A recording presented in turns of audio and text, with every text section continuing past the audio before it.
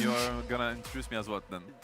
Seb, the two-time TI winner. I was wondering if you're gonna forecaster, happy to be here too. He speaks 3 languages, he can do anything for you, honestly. But he cooks apparently for his team as well. I don't, that's a lie. Okay, well, anyway, we have a really exciting series in front of us today. It's Team Spirit versus Team Secret. We've already got an experience of this, right? In the group stages, they fought against each other. It was a 1-1 series, so it's kind of like the ending wasn't entirely told.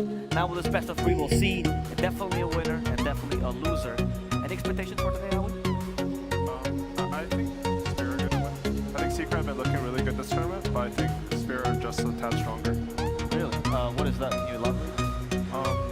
I think this tournament, Collapse has really found his hero pool. He's like been playing these Downsenders, these Razors. Like I think in the time after TI, when Spirit started looking like slightly vulnerable even, just a bit, like at the major and stuff, Collapse's hero pool, it didn't feel like he had the same impact as he did on TI with some like Magnuses and what did he play? Mars, Magnus, pretty much anything. He would like win his lane, he'd snowball the game. I think Spirit as a team, they thrive when Collapse is putting on a lot of pressure on the map, and I think he's doing it this tournament. Okay. Seb, you were praising Team Secret a lot on this panel before, and you were talking about maybe there's one strategy they've been showcasing has been broken. Do you think they have an ace up their sleeve just in case? I'm sure they have other things to show, but I would tend to agree that they've kind of got away with one strategy right now, more or less, and it's been looking really dominant. But now we're getting into the later stage of the tournament where there's no team here that's not capable of dealing with whatever you have ready. So I feel like Secret, they're going to get tested today. We haven't seen how they react when they get tested. And Spirit is in a shape, back in shape, where they can definitely test Secret. And one of the biggest storylines we've seen this tournament and before as well was Toronto Tokyo's growth, right? As a mid laner who is being tested and perhaps not in the best form during the EU DPC to a top tier mid laner right now. Nine, how have you seen him progress throughout this tournament? He definitely improved over the past months. I think he has been lacking a little bit in Team Spirit, but this tournament, I think they're starting to find themselves again. Not sure what it is exactly, but they're definitely improving over each match and each series that they play. So I think this will be a very good series to watch. I think mid lane, Nisha is a very tough enemy, so yeah, we'll see how we will do against him. Yeah. We are very curious as we see Secret coming out. We've heard a couple of the storylines for this team as well. You know, Crystallis is the wild horse that cannot be tamed. Puppey has been trying, but he has been given up. Seb, as someone who has 5 wild horses in a team, how do you feel about that? I mean, yeah, you know, I was praising Secret because I did not expect to look so good and be so dominant getting into the tournament. I mean, obviously, Zayak is a very new addition. You know, it comes with a lot of changes. You know, the language also a thing, which I'm sure he did not express himself in English in his other team. Rezo also coming in as a standing for now. A lot of changes, but they seem to have really picked up, you know, a lot of steam in a very limited amount of time. And that's quite impressive. They also seem very comfortable with the meta. It seemed like something clicked, and that's not something you could have guessed before they kind of showed what they had to show in the tournament. So, I mean, yeah, they look strong, and, you know, now I'm kind of second-guessing whether or not they have, like, a second card to play, but, I mean, the first card was so nice that you can only assume that they do. Yeah. Awi, could you explain to me and to the viewers, the more casual viewers, why the Rezo Zayat lane has been working so well this tournament? I mean, we don't really know, right? Like it's between them, but I think Rezo and Zayak have played a long time together in the past. I can't remember were they on VP together? I don't remember which team, but they played a long time together, right? VP, yeah. And even on Twitter, I saw them like looking for a team together. So I think they're really comfortable with each other, and that comfort, like, it helps you just play the entire game. Like when your early game is smooth, then everything looks nice and good. And I think Secret's offlane, especially compared to before, has been looking really nice. Yeah. Do you feel like the lane is just good, or do you think there's a specific style they're using that people haven't caught up on yet? I don't know. Like, sorry, can you say that again? Like, do you feel like they're just playing well, or is there something that like they have unlocked a special style, strategy that we're not seeing yet from other offlane duos? I don't think they're doing anything like specifically different. Okay. Like they're just playing good Dota. They have a good synergy on the Dawnbreaker lanes, and then Zayak's able to like play some techies and stuff, whatever he likes, because they already know how the hero pairings work out. There's also something in Dota, like these two players, they've played too much together so much that they know their matches better than their opponents. Yeah. So when they break out some Dawnbreaker +1, the other teams don't know how to react to it. Okay. And you made a really good point that it also felt like now they go from having like great synergy to maybe not the best in, you know, Ice and Yapzor and then Ice and Zayak. It felt like before there was maybe a little difference in how both kind of players wanted to approach the lane, and that kind of changed. So big gap. I think being on the same page is a big. Okay. Yeah, it is good, and they're going to be coming onto the same stage right now, so get ready for the walkouts. Sorry.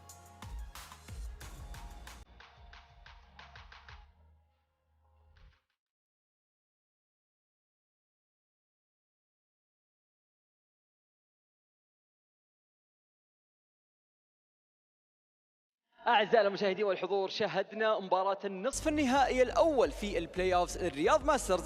معنا في جيمرز 8، وعرفنا أن فريق LGD راح يكون الفريق الأول اللي ياخذ مقعد الجراند فاينل الأول معنا في البطولة. ولكن المباراة نصف النهائي الثانية جدا جدا جدا مميزة، وزي ما احنا عارفين الفريق الأول اللي راح يكون معنا هو الفريق الوحيد اللي قدر يطلع من الجروب ستيج وما خسر إلا مباراة واحدة فقط، وأيضا هو الفريق اللي قدر أنه يدخل البطولة، وحتى مع تغييرات الروستر حقتهم مستمرين بافضل اداء، وكلنا بهرنا وش اللي ممكن يسوونه في الستيج. لكن هل يقدرون انهم يخلصون المباراه هذه ويروحون لما النهائي ولا لا؟ ما ندري، وكلنا مشوقين للشيء هذا، فخلونا نرحب فيهم على طول على المسرح تيم سيكرت.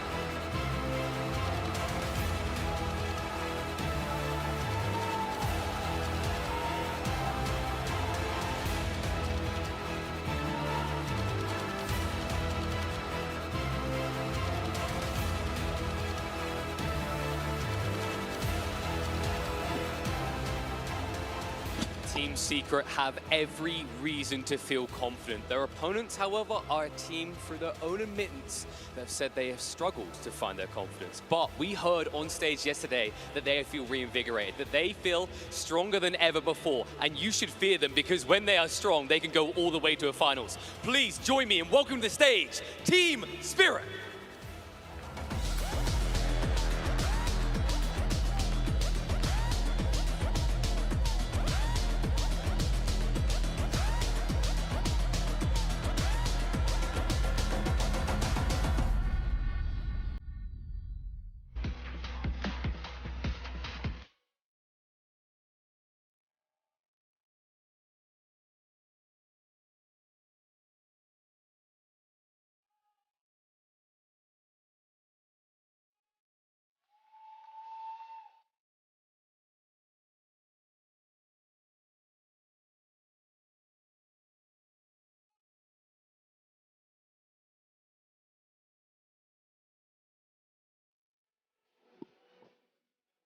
The teams are assembled, and this is going to be an interesting one. Though Spirit may have a dragon on their shirt, Team Secret are the dragon in this tournament, going 7-1 in the group stage, only dropping a single game so far this tournament, but it was to Team Spirit. If any team can slay them, it's got to be the CIS Giants. But let's find out if they can do it. LGD are waiting in the finals. Who are they going to face off against? Let's head across the panel as we get ready for this best of 3. شاهدنا المباراة هذه في الجروب ستيج، وقدرنا نشوف ان فريق سبيريت هو الفريق الوحيد اللي قدر ياخذ الجيم الخسارة الوحيد من فريق سيكرت، لكن بنفس الوقت المباراة انتهت 1-1، فإلى الآن ما نعرف مين الفريق الأفضل. المباراة هذه راح تثبت لنا أشياء كثيرة، فخلونا على طول نتوجه للاستوديو التحليلي نتكلم عنها، لأن بعدها بيكون عندنا الجراند فاينل معنا في رياض ماسترز.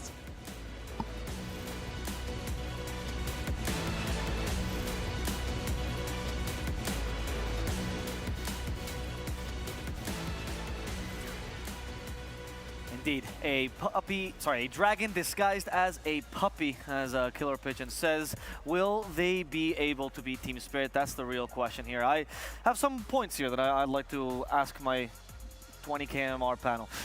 30k at this point? More than that. More than that? Is that reflecting? 40k?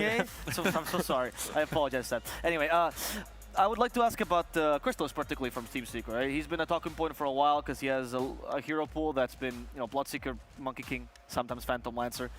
you praised Collapse, you talked about how he was finding his hero pool. Do you feel like this matchup could go awry a little bit in the lane if Crystallis can't find more heroes to excel on? I mean, I think it depends on how they can draft, because Seb earlier, he was even mentioning like this Chen from Secret's really strong, but if Crystallis can't find his hero to match with the Chen and Collapse has a good lane, I think the game will also be really hard for Secret. Like once Collapse starts going, if Puppey shut down a bit, I'm not sure. Okay, because that's a crucial lane for Secret right now, Seb?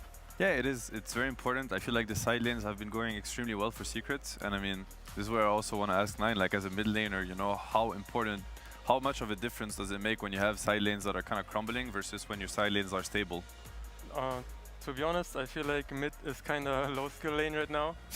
Like, I think the game is really decided on the side lanes, the early game, but for the most part, like mid can, these days, it's really easy to go even with pretty much almost any matchups. And yeah, just the deciding factors are like, do you have supports that can come for the runes without the side lanes crumbling too much? Do you have side lane cores that can self-sustain the lanes and the subs will be free? Like that's where the early pressure comes from. Yeah, I think it's very important to have the strong side lanes. So it's a massive impact, right? And that's also probably why we've seen Nisha be so dominant also, because he's always set up for success. His side lanes are doing great, his cores don't need the supports, they can look at Nisha, help him out, pressure with him. And it's been a big thing for Secret right now. And if Spirit manages to kind of kick them away from that comfort zone, you could see everything crumble at the same time. Right. Has Secret been playing this, has Spirit been playing this laning style? Because I know you've talked about them being a little bit slower than other teams in this tournament. I don't know that they've done it as much this tournament, but definitely at TI, they were doing it a lot. You know, Collapse was, you know, the kind of offlaner to buy the helm every game. Into the armlet this year that was really hard to pressure, and then you would see the supports kind of connect, you know, to Toronto Tokyo and try to. So they definitely know, they're aware of that, and they know how to do it. So they have the tools. Historically, Spirit, when they've done that, it's always been a lot on the mirror hero as it combines Collapse, as you mentioned, right? The IOs, the Snapfires to make sure that link goes well. But in this tournament, we've seen a lot of deviation, for example, from LGD, where the 5s are the ones that are deciding a lot of the early, right? Either Enchantresses, sometimes the Warlock to play around the mid game. Do you find that Spirit will start to imitate that style a bit more, perhaps, Aoi? Put more pressure on that 5, make sure that's the stellar pick here? Maybe, I'm not sure. I think Spirit, like their team philosophy, the supports are sort of there to enable the cores. Like both Miposhka and Mira, they switch lanes, but both of them play really sacrificial in lane. Okay. They'll buy a lot of regen for their core. They'll make sure their core has a good game.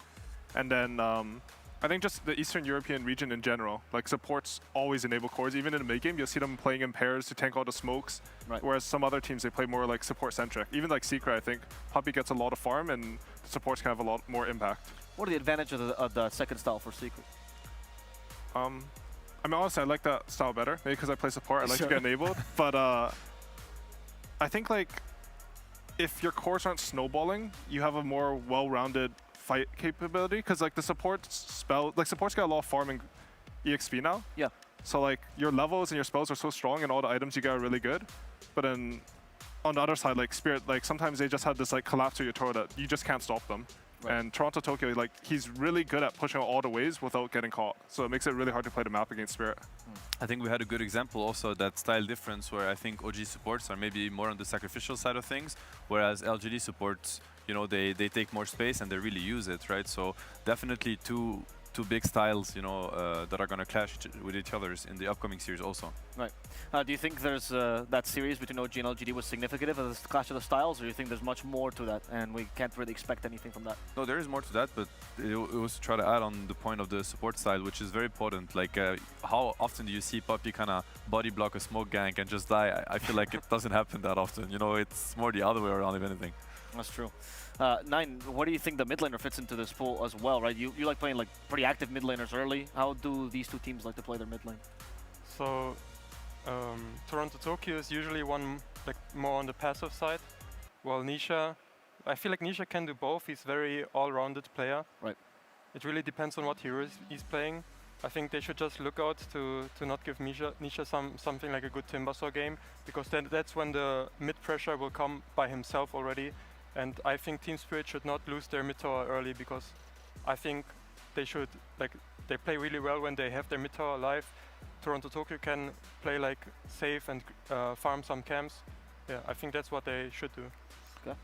To add on to what Nine said, like Toronto Tokyo, like he'll come in for the TP ganks, he'll get kills, but I don't think you ever see this guy sort of walk into the enemy jungle and take away their space. Something like people watch Thompson. Like Thompson really likes to do this. I guess Nine really likes to do this. Yeah.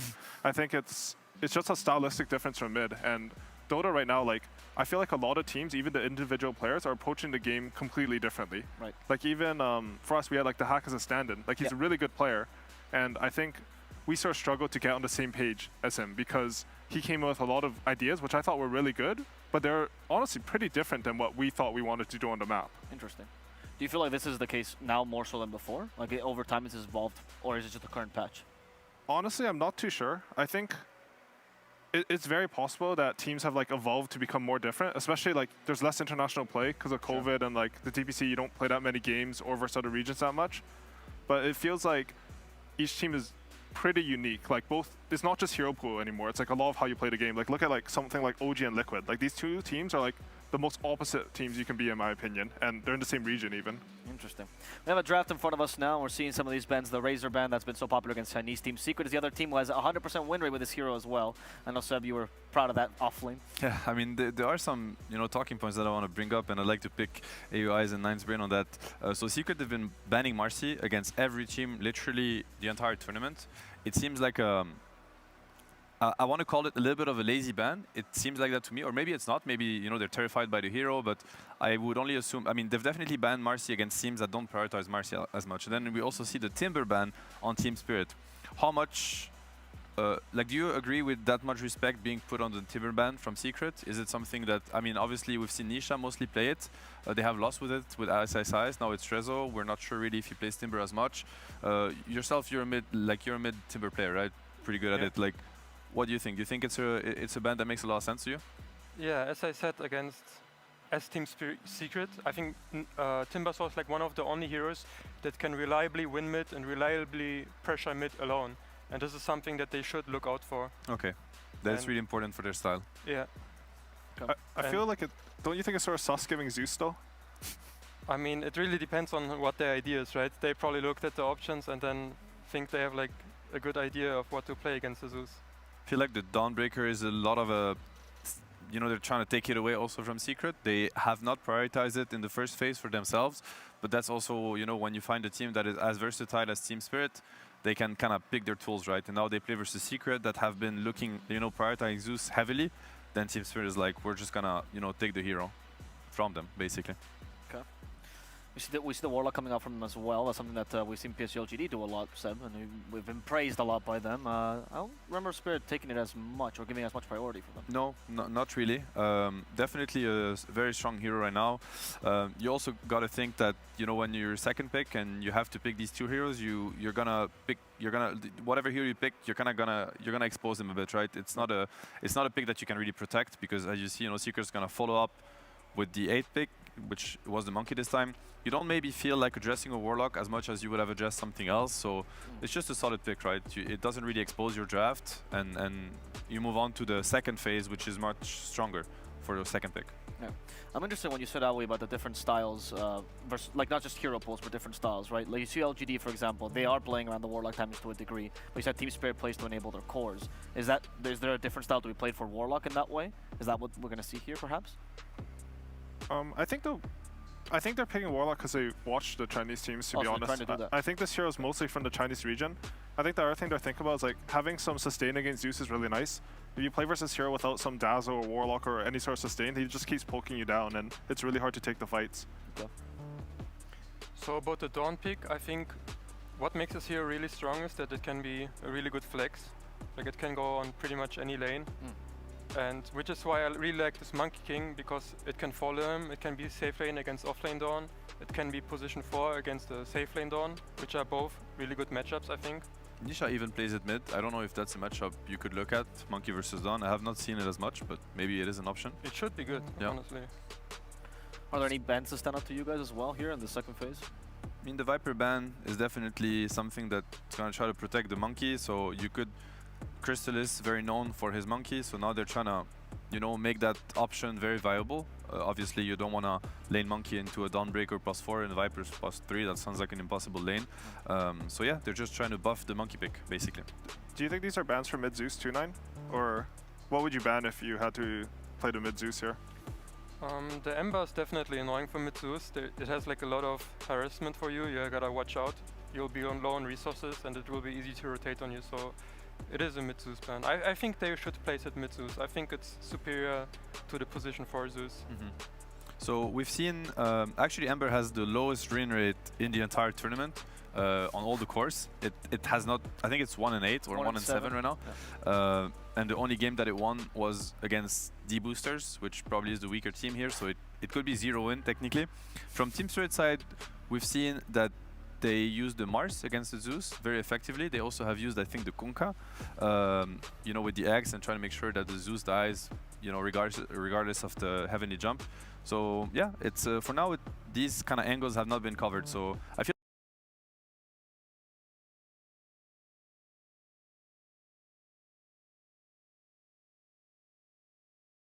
teams to deal the best with the mid Zeus so far in terms of counter picks. So I wouldn't be surprised if we see one of these heroes kind of, you know, come later down the draft.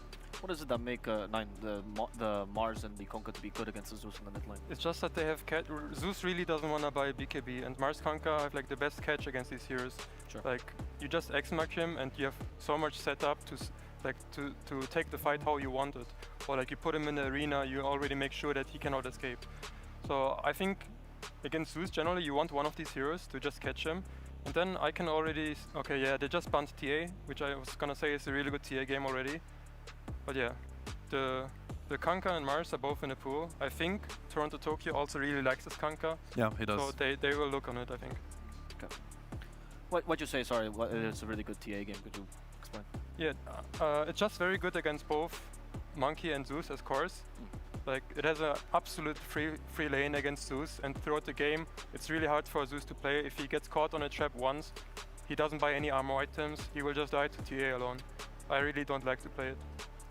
You really want to think as Zeus as a hero that you have to kill. You just cannot you know, kind of allow him to dish out all the damage. You know, empty his mana on nukes. Usually that means that you're losing the fight. It's just too much. Yeah. Now it's the Team Spirit's turn to pick a second pick. This is where their picking phase starts to become a little bit stronger. How do you make sure you don't reveal too much on this 15th, Howie? What would you pick here? I think they're just gonna, they need to decide if the Dawn is a core support. They'll probably just put him as core, flex it to 24 as a 1 or 3. So they're gonna pick their other support here. I'm honestly a little bit surprised by having Phoenix Warlock supports for Team Spirit. I think usually they have a little bit more sacrificial supports, but they have a lot of team fight right now. Like if they can catch Team Secret's heroes, I'm sure they're already thinking about the Kunkka as 9 mentioned for mid. They can force these fights. I don't know if Team Secret can really stand their ground on anything. What about the Mars? You like it? I feel like they could be setting up for Mars 8 also. I think Mars is exactly the kind of hero they need. They have like this team fight. The Dawn wants to come in with ulti, but they have 0 catch right now. It will be really hard to fight if they don't have this kind of Mars kind of hero right now. Even for Monkey, I think it's really scary to play against Phoenix Mars until you need BKB. There's no way around it, else you're just feeding in all these spells. So it's gonna also make the Monkey a much slower hero. Zeus, as we mentioned, is gonna be super scared. He gets caught in arena, he's gonna die. I mean, they have such an overwhelming amount of AoE damage. There's no such thing as surviving. And I think Spirit, they really like this position where they have the superior team fight. I think that's when they play the best.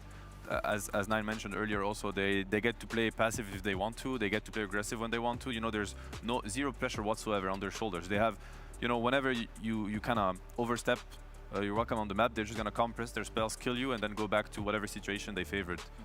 How can we get Secret's response? Assuming that they're thinking they're going for this overwhelming team fight, what could Secret do to stop that? I think they need something to deal with the egg. They went with the Chen.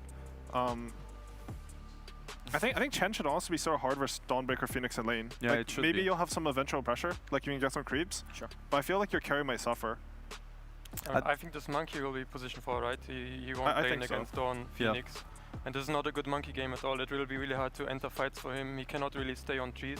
They have so much to just press, and all the T's in the team fight are gone. So at the same time, I feel like already for Secret, if they try to kind of fix the team fight problem, it's already too late. I feel like there's no way they're gonna ever be able to fight early into these heroes. So they're maybe gonna, this could actually be a Zayak Shaker. I don't think we've seen Rezo Shaker yet. I know Nisha plays Shaker mid, so that's something to keep in mind, but it's maybe a little bit too wild. Zayak quite comfortable on the hero, but the point I was trying to make is Secret, they've been really good at kind of winning their lanes, pressure super early, you know, the Zeus ulti coming in, they're winning their lanes, Puppy gets to greed up a little bit, get the early mech, and then they group up, start taking towers, and the tempo is too quick, you know, your supports are not level 6, they had really bad lanes, you know, so all of a sudden you're gonna look at these Phoenix and Warlock, and you're gonna feel like they're burdens instead of being these super teamfight heroes that we, you know, fancy during the draft. So I like the fact that Secret, they just commit to what their initial plan was. This is going to be a Monkey King carry though, right? I think maybe they think maybe with the Chen Penitence you can get through the Fire Spirits or something. I'm not too sure what their plan is for that lane. But I thought Secret were going to pick like maybe some stun on 5 and pick like a Bloodseeker. I'm sort of surprised that they went with the Chen. When I see Chen, like I like what you said, they have so much teamfight. Oftentimes how you beat teamfight lineups is you break them down in lane, right? Exactly. Exactly what you said, these supports aren't going to really have teamfight, and then all of a sudden you're popping these Warlock owns for like one defensive kill or maybe save someone. It's not good. Right now I feel like Chen, the hero's like sort of stable in lane, but oftentimes you can't really aggress in lane or like break down these like vulnerable greedy heroes. Yeah. Spirit go for the Kunkka, which I really like because I think they want to save their 24 to keep this Dawnbreaker a bit more flex. I don't think they would want the Dawnbreaker mid. If they pick the Mars, they would sort of be committed on that carry. I think with the Kunkka, like I just look at Secret's lineup, like anyone who gets X'd, I don't know how you save them right now. Yeah. Yeah. How do you guys feel about the Dawn? Because I mean, Secret's probably the best Dawn team so far in the tournament. They've stomped every game almost. They had Dawn, and now they're playing versus the first pick Dawn. Do you feel like they have addressed it, or not really? Have they addressed it, ignored it, countered it? I personally feel like they have not addressed it. For now, I like Team Spirit's draft way more. I feel like they have way superior team fight, and they also have like the lane catch. You know, it won't be easy to dodge them. Like I think they can literally go and start the fight anywhere they want right now.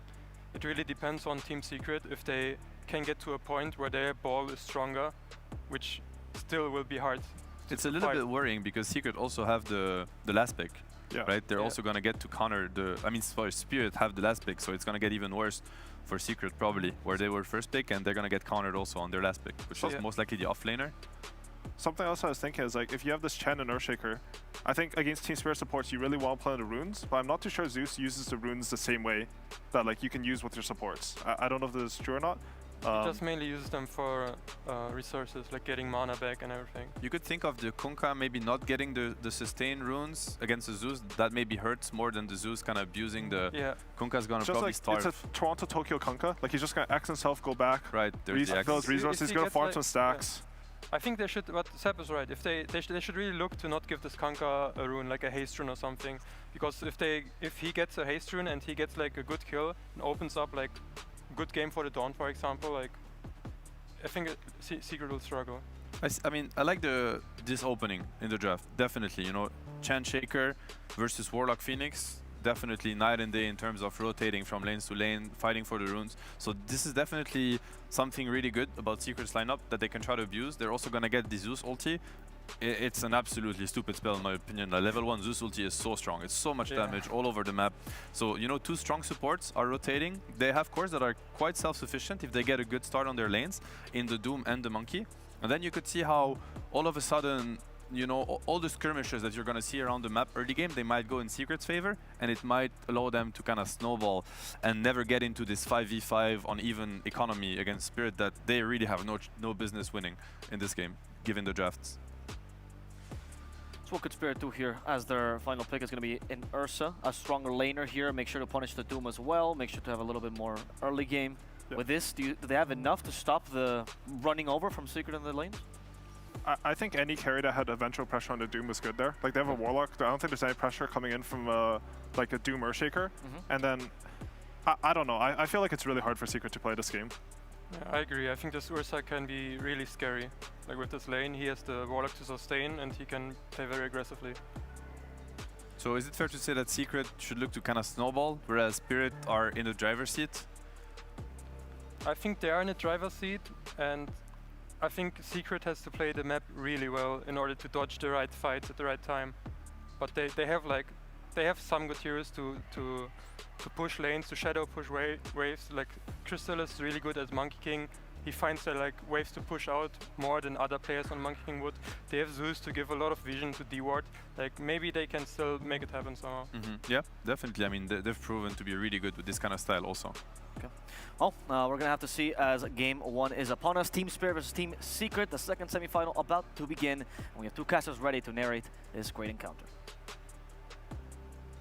I like the word there. Nine was using superior team fight, superior catch, as Team Spirit have somewhat of a superior draft, as the panel was saying. But Team Secret do have some ways back in with the way they can control the map. And you called that last pick Ursa. It was a tasty one, wasn't it? Looks like a really good pick here. I mean, he's playing into Earthshaker and Doom in the lane with someone who can sustain him. Ursa does struggle with trading region a little bit, but this time around he's going to be putting a little bit more pressure. So Team Secret, they need to pull the lane back, play for the shenanigans, because I don't think they can play the lane. Like, I don't think they're ever gonna threaten a kill on Ursa, especially because he's being supported by Warlock. So something definitely to mention. 2 supports on side of Spirit. We have Warlock and the Phoenix. These 2 heroes are very level dependent. We saw in the previous series what can happen if heroes like those don't get like enough XP when you pop your ultis first time 15 minutes into the game. I also want to go back to the point that Misery made on the previous panel, where he talked about like these level 6 heroes that have the supports that once they hit level 6, they bring so much to the team fight. And yeah, Phoenix plus Warlock, they are those 2 heroes compared to, for example, Shaker. Like they don't need items. Yeah, Shaker does need an item. Like, he definitely needs an item to be able to play the game. Usually we don't see this hero too often.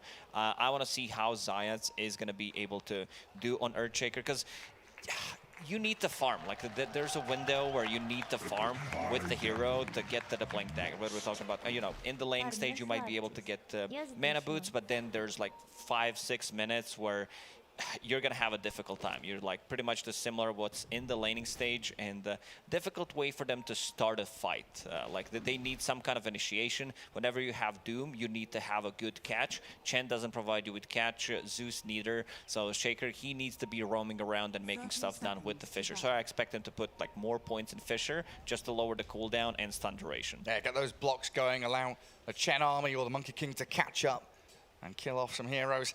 They do have the ability, though, you know, to pressure towers and maybe force team fights around them. But Secret are going to have, you know, a lot of choices to make in terms of where to take team fights, and like the panel was saying, where to dodge team fights. Going to be very important for them to get away from some of those big team fight ultis. Of course, we do have Puppey on his signature Chen. Already moving away from that top bounty rune. And Team Spirit getting the 3 of them. Monkey King, played by Crystallis, one of his better heroes, if not the best hero. And yeah, supported by Puppey's Chen. I want to see how that lane goes. A lot of kill threat from Team Spirit off lane. We're talking about Dawnbreaker and Phoenix. Once they get to level 2, once they get to level 3, damage output from Dawnbreaker is pretty nuts. Like, she's one of the heroes that can just trade against the Monkey King. Puppey, starting with Headrest, understands that there's going to be a lot of harassment, so they need to have sustain. Pretty similar to what Team Spirit safe lane has. We're talking about Warlock with Shadow Word and Zayats. Fissure. Yeah. First one of the game. Straight on to 2 of them. Resolution not going to have a fun time down here, though, against Ursa Warlock. Like you're saying, it's the sustain, but also these Fury swipes against double melee heroes.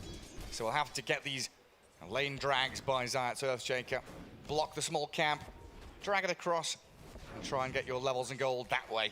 As expected, like, they can't really do too much to Ursa, and now Yatoro will drag the creep wave down to his own wave to be able to get the last hits going, get some extra XP, while Miposhka is trying to zone out Rezo and deal some damage. Yeah, you don't want your tower taking damage, you don't want to be burning through regen if you don't have to. Also, one thing to say also, because with Ursa, oh, is he gonna go for the courier? Not really. You can jump over the Fissure with the Earthshock, so that's pretty good. Because even if you get blocked, you still have something to go for the kill. Right. Looking at the mid lane, Nisha putting a lot of pressure on this Kunkka. 11 CS and 9 on Kunkka. You need to have like advantage. Kunkka's gonna have a free farm, I would say, in this one, but Nisha as a mid laner, he's been pretty amazing. One of the most stable players of all time, I would say, because his performance is always top-notch. Stacking up the small camp, now gonna try to farm it. We'll pick up the water rune as well, because lane is about to be pushed in. very good lane control by Nisha. I mean, he was already at almost perfect CS, right? Only dropping one last hit from the first 3 waves. Gets a small camp now to boost his numbers too. Out towards top, we've got Mira on that Phoenix with the collapsed Dawnbreaker. And this is the lane that the panel reckoned would struggle a little bit more, right? You've got the Monkey and the Chen, but maybe here with the creep, they can push back. Phoenix onto is Mira. still level 1. The Boundless Just Strike. got 2. I need the Starbreaker there to keep Crystallis back, and he'll dive away on this Phoenix. Secret try to use this opportunity because Phoenix was still level 1, but collapse. I believe he killed 1 creep, and that got Phoenix to level 2. Surprised none of the small camps on the mid lane got blocked, because both of these heroes, they farm it very well and extremely quickly. They surely do. I mean, against the Zeus, are you kind of worried he'll just lightning bolt and deward it immediately? That's true. But I guess if you're using it, you'll block 1. That's true, but he also, like, mid Zeus, they usually don't get the lightning bolt. They want to go with more points in Heavenly Jump, and also to be able to max out Arc Lightning to push out the wave. Oh, this is the issue that the panel are talking about. Crystallis, you know, he's in a lane with a Chen, yes, but Puppey's going to be grabbing creeps, pulling, stacking, so it does become a 1v2 at some point, and that's where he gets bullied by the Phoenix and the Dawnbreaker. I do have the lane under the tower now with a fresh wave arriving, so he should be able to secure some safe CS from this wave at the very least. It's a lot of harassment once Dawnbreaker hits that level 3. Mira will try to pull the lane back. Never mind, not gonna happen. A lot of these units. Oh, good Fisher. They had that Infernal Blade on Miposhka as well. But these Fatal Bonds back onto them, and the Fury Swipe stacking forces Earthshaker back, and we can see Resolution dropping very low. But they push that wave forward. Shaker as a position forward usually does start with Boots of Speed, has a Wind Lace right now, so he can stay away from Ursa, and Doom also needs to adjust his item build, going for the Boots of Speed, into phase boots to have some extra armor, and of course more move speed. VV Zayat tipping Toronto Tokyo. Resolution getting shadow worded, needs the bodyguard to come back in here, bounce the Warlock out of this jungle.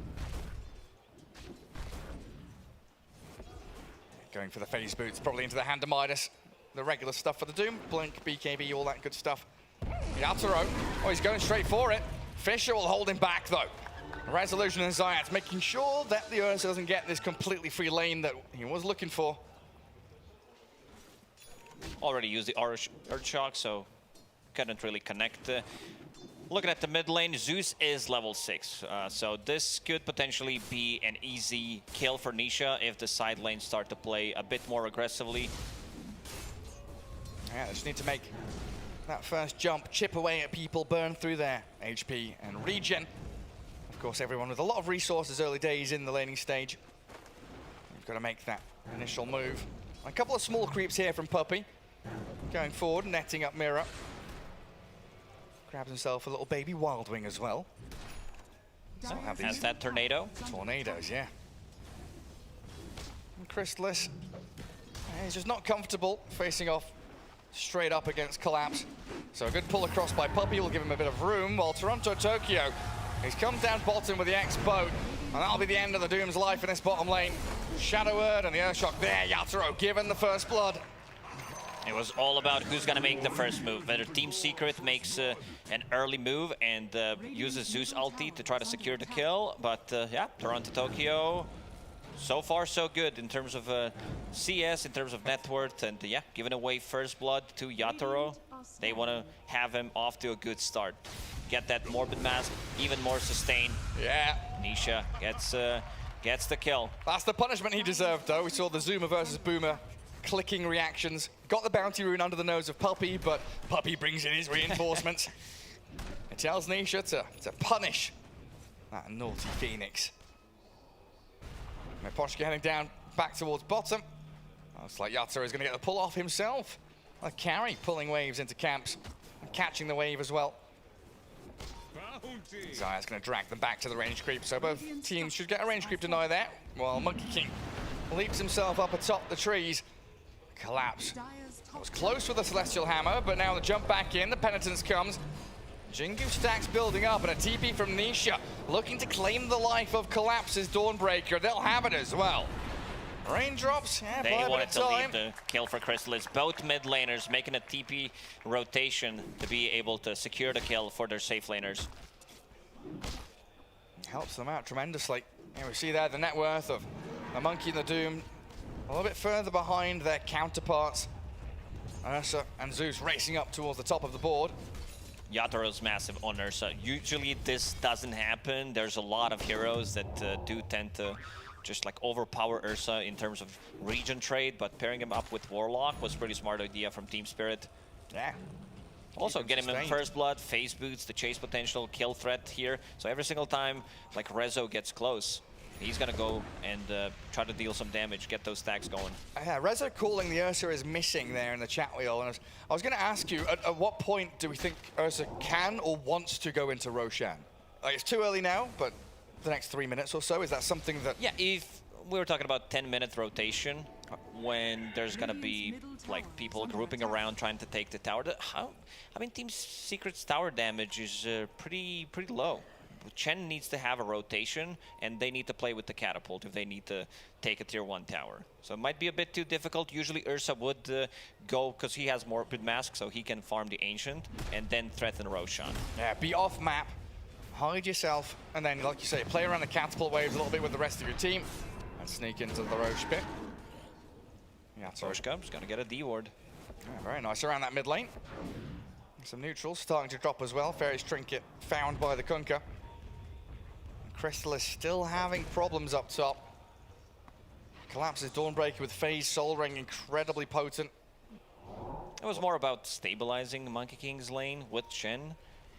Like, you don't have that much kill threat. And now Team Spirit smoked, looking for something. Kunkka, 2 points in the X mark should be enough to close the gap. Yeah, with a Chen on Secret, you always expect stacks to be made in the jungle, and you're going to catch him here.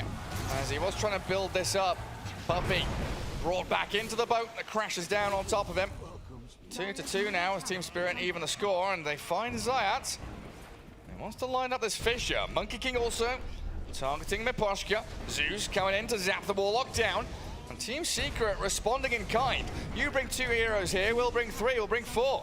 Toronto Tokyo has to torrent defensively to try and run away, but the Monkey and the Zeus, they're not letting him get away.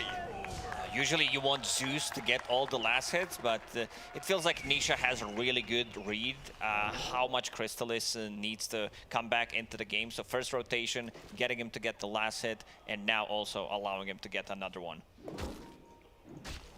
Yatoro going to decentry his own camp.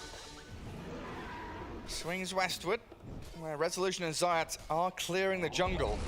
They found a little bit of safety here, but when the bear comes to picnic, he's going to get doomed. Gonna get the enrage off. Zeus is here too. Solar Guardian is going to get cleared out by that Thunder God's Wrath. Earthshaker will be the sacrifice, but well worth it from Secret. Yeah, nice play there from Rezo. Faking that he's gonna use the Doom, then uses it after, trying to mess with the Ursa. No enrage was used, and who got the last hit on that one? It was Nisha. Okay. Yeah, give it to the Zeus this time around. Zeus also picked up Region Rune, so that's a big farming tool for him. Oh, it's incredible for Zeus. He's going to finish off his Kaya now as well. Mira, level 7, does have this Supernova ready, and they will transfer the Ursa top. Now looking for this push with the catapult wave to try and get onto the tier 1. And Toronto Tokyo is always going to be ready to rotate as well. His boat is off cooldown, he's got that X mark. They need 1 CS on Miposhka to be level 6 and clear the stacks, go for the smoke, potentially give Ursa ability to go inside the pit, because if they smoke him, he can go and the rest of the team can make something happen. Just buy a little bit more time. We see 2 big level 6s, one coming out from Chen and the mech, so pretty good timing on Puppey. That's going to be a lot of heal. Yeah, great amount of burst heal there to keep them alive during the Supernova, or if the Ursa jumps them. They're not gonna smoke. Getting scouted out by Observer from Secret. They know exactly where it is. It's being pinged out by Miposhka. They know what's up. Secret gonna go for the mirror. Head down bottom with 5 heroes, trying to connect in with their Rezo Doom. Tier 1 tower, of course, still very healthy, so bringing everybody down there should be able to claim the objective as they glyph up top to slow and delay the push from Yatoro and Collapse. This is why Ursa on Radiant feels much stronger, because when you do this swap, Dire are playing bottom part of the map and you're playing top part of the map, and then you always threaten a Roshan kill. Yeah, he's going to have his defusal delivered soon as well, so fight ready for the Ursa. And Secret, they don't really have to show too many heroes, right? They've got Chen creeps, they can push this tier 1 without giving away any real information to Team Spirit. Well, here's the Roshan play, straight in. Morbid Mask, Diffuser Blade, pop that Lincoln's on Roche. Team Secret will be ready to go in. 5 heroes here from Spirit though.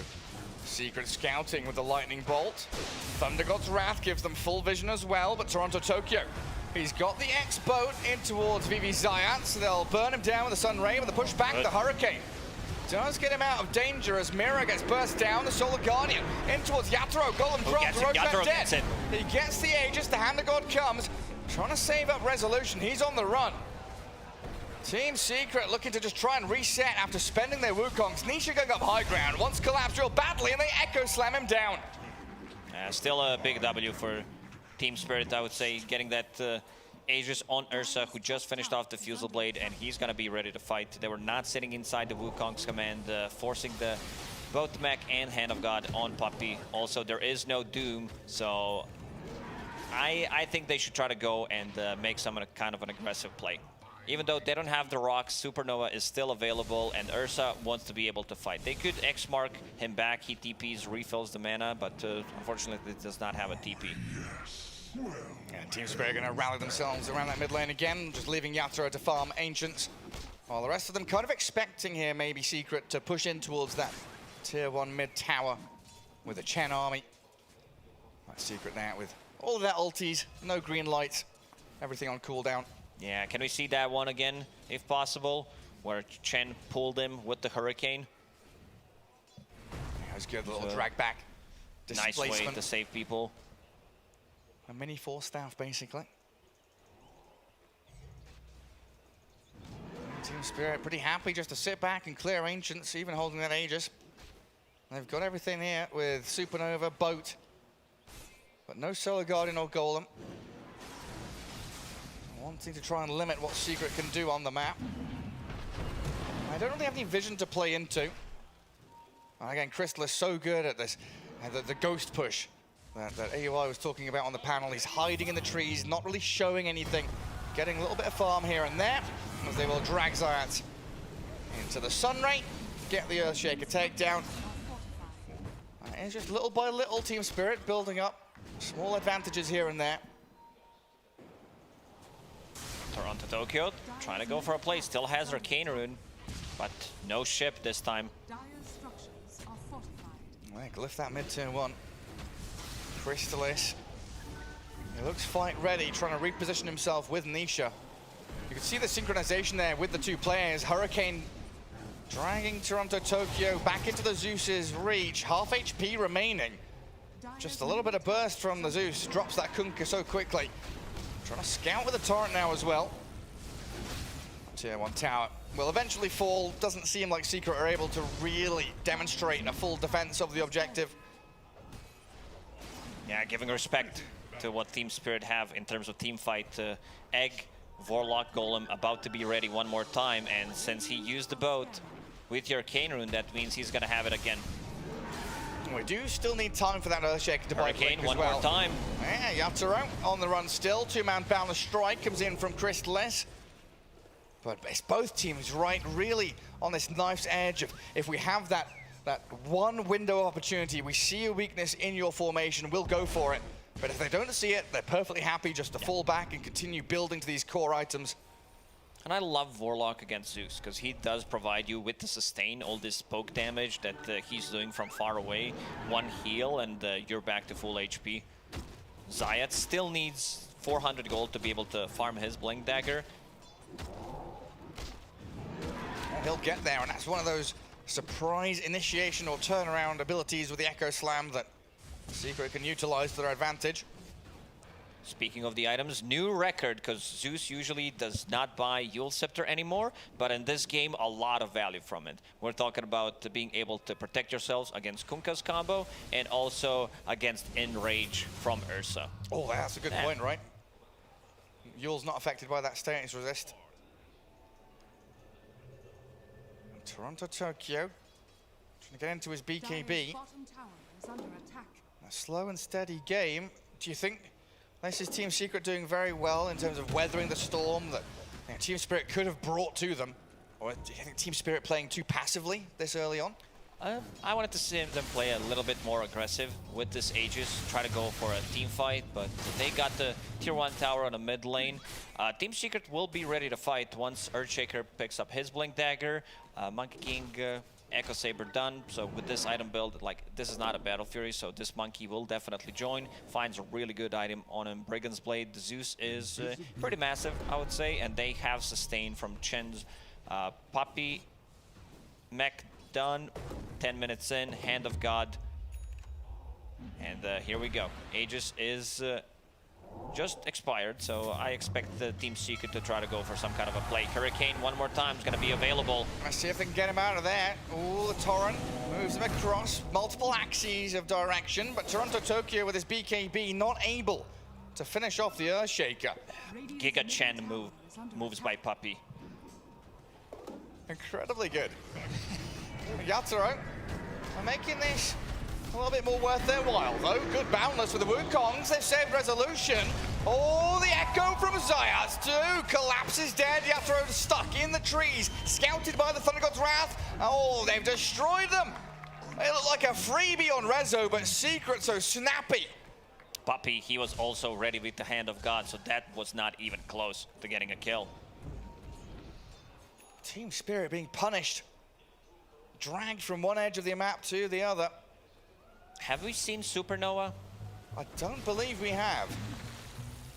That's why I was asking you. You know, do you think Team Spirit, are they afraid? Or are they looking for a timing? Second Roshan, of course, going to be very important for them and their Ursa lineup. MVP for me so far, oh, yeah. Wild Wing Ripper. You thought I was going to say Puppey. No, I knew exactly what you were going to say. Look at his army. Kobold 4-man, extra move speed. You have extra armor from the ice armor, and then extra magic resistance from the cloak. Yeah, beautiful.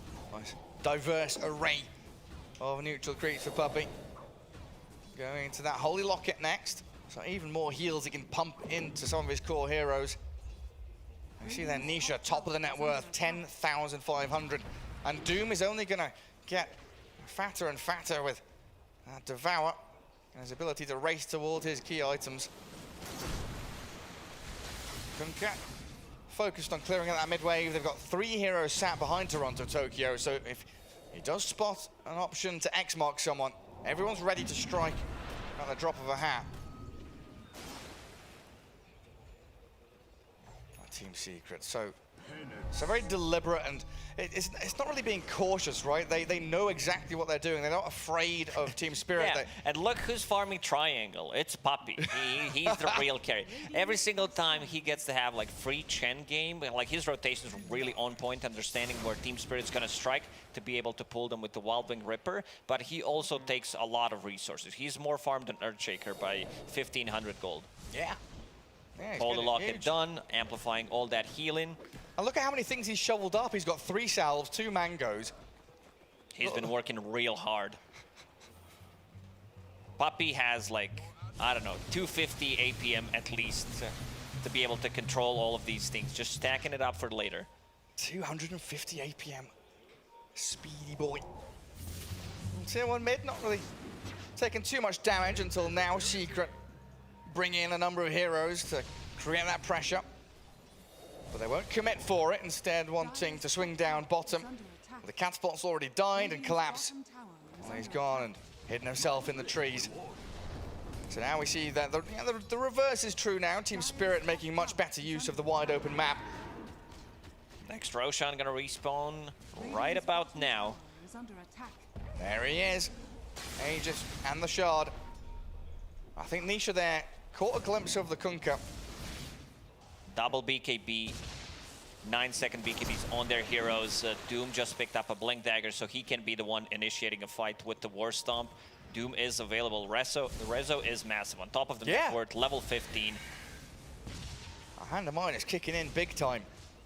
Smoking all the way across from their triangle to the enemy one. X mark, but in jumps Rezo, gets the Doom in onto the BKB Kunkka. They're focusing Warlock, so no Rock. And full control of this enemy triangle now for Team Secret as they take the camps away from them. And of course, maneuver themselves into position to take the tier 1 mid.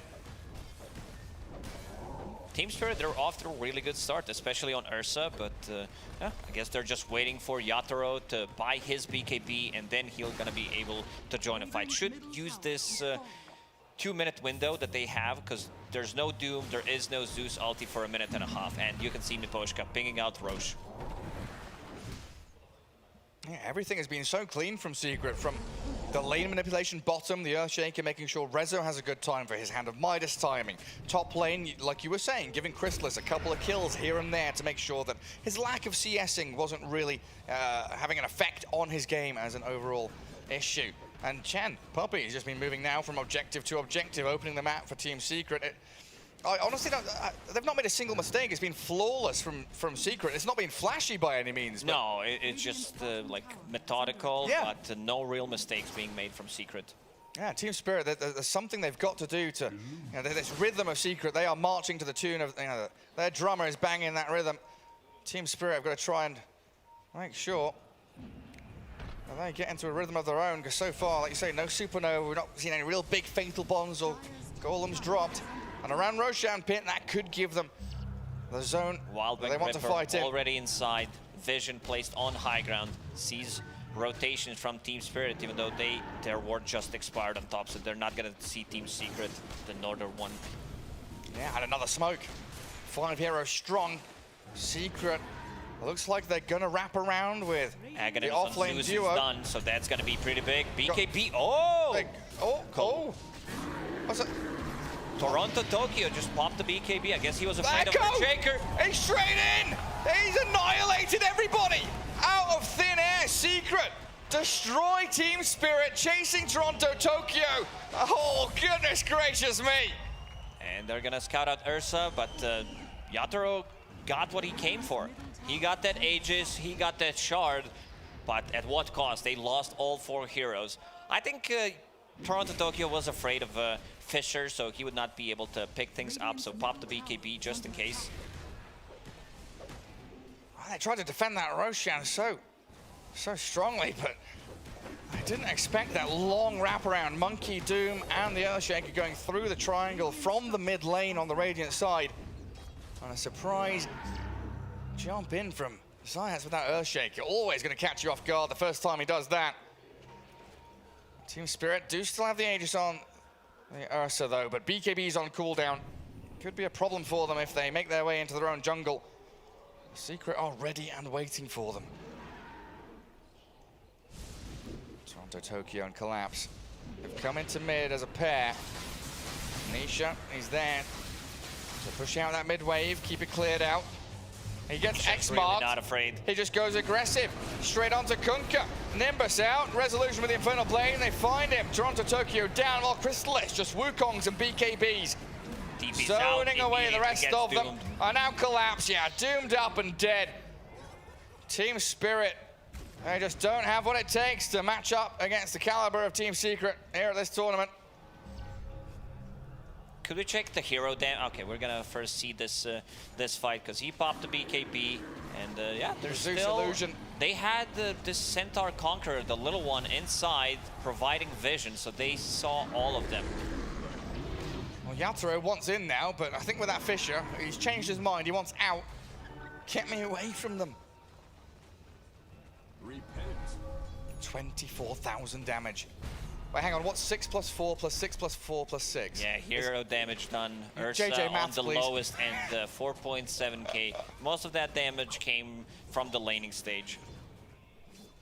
I mean, 5 times 6 is 30,000, right? So I think Nisha's like 6k under. Like he's 1 hero under, amassing the total damage that Team Spirit has done as a squad. Toronto, Tokyo. X-Mark's back after clearing bot wave. I don't know, they're trying to make the best out of a bad situation right now as Yatoro. He makes the jump on Crystallis, burns all his mana, but they've got Solar Guardian to come back in on top of him. The Fisher look decent, the Hand of God in the heal, the Golem in, but they still can't kill the Monkey King. Now with the Thunder God's Wrath and the Supernova, finally, the Wicked 6 streak ended. And Team Spirit chasing towards Zayats for the bonus kill. This time around, no Hurricane. There is no Wild Wing Ripper available for Chen to get him out of the trouble. He still had the BKB, he had Wukong's command, but Ursa, one of the better heroes, because like the damage from the Fury swipes does stack up, and then like even if you get the Wukong's command, even if you get a BKB, you're still gonna die to overwhelming damage from Ursa. Yeah, you see Chen there, picking up a full staff, so now he's going to have that additional, yeah. additional maneuverability to get Crystallis out of situations that we just saw. Next team fight is still going to be very difficult for Spirit, especially now all their cooldowns are not available, as we see there. Golem, Egg, Solar Guardian, not available for at least a minute. So a nice opportunity for Secret to go yet again for one of their classic smoke ganks. And Puppey keeps using the shovel, 5 healing salves on him. I gotta use it, Gary. It's a groundbreaking item, but it was added to Dota 2. Oh, I was tempted earlier, but you know, I don't steal jokes. It's fine. You could have said it.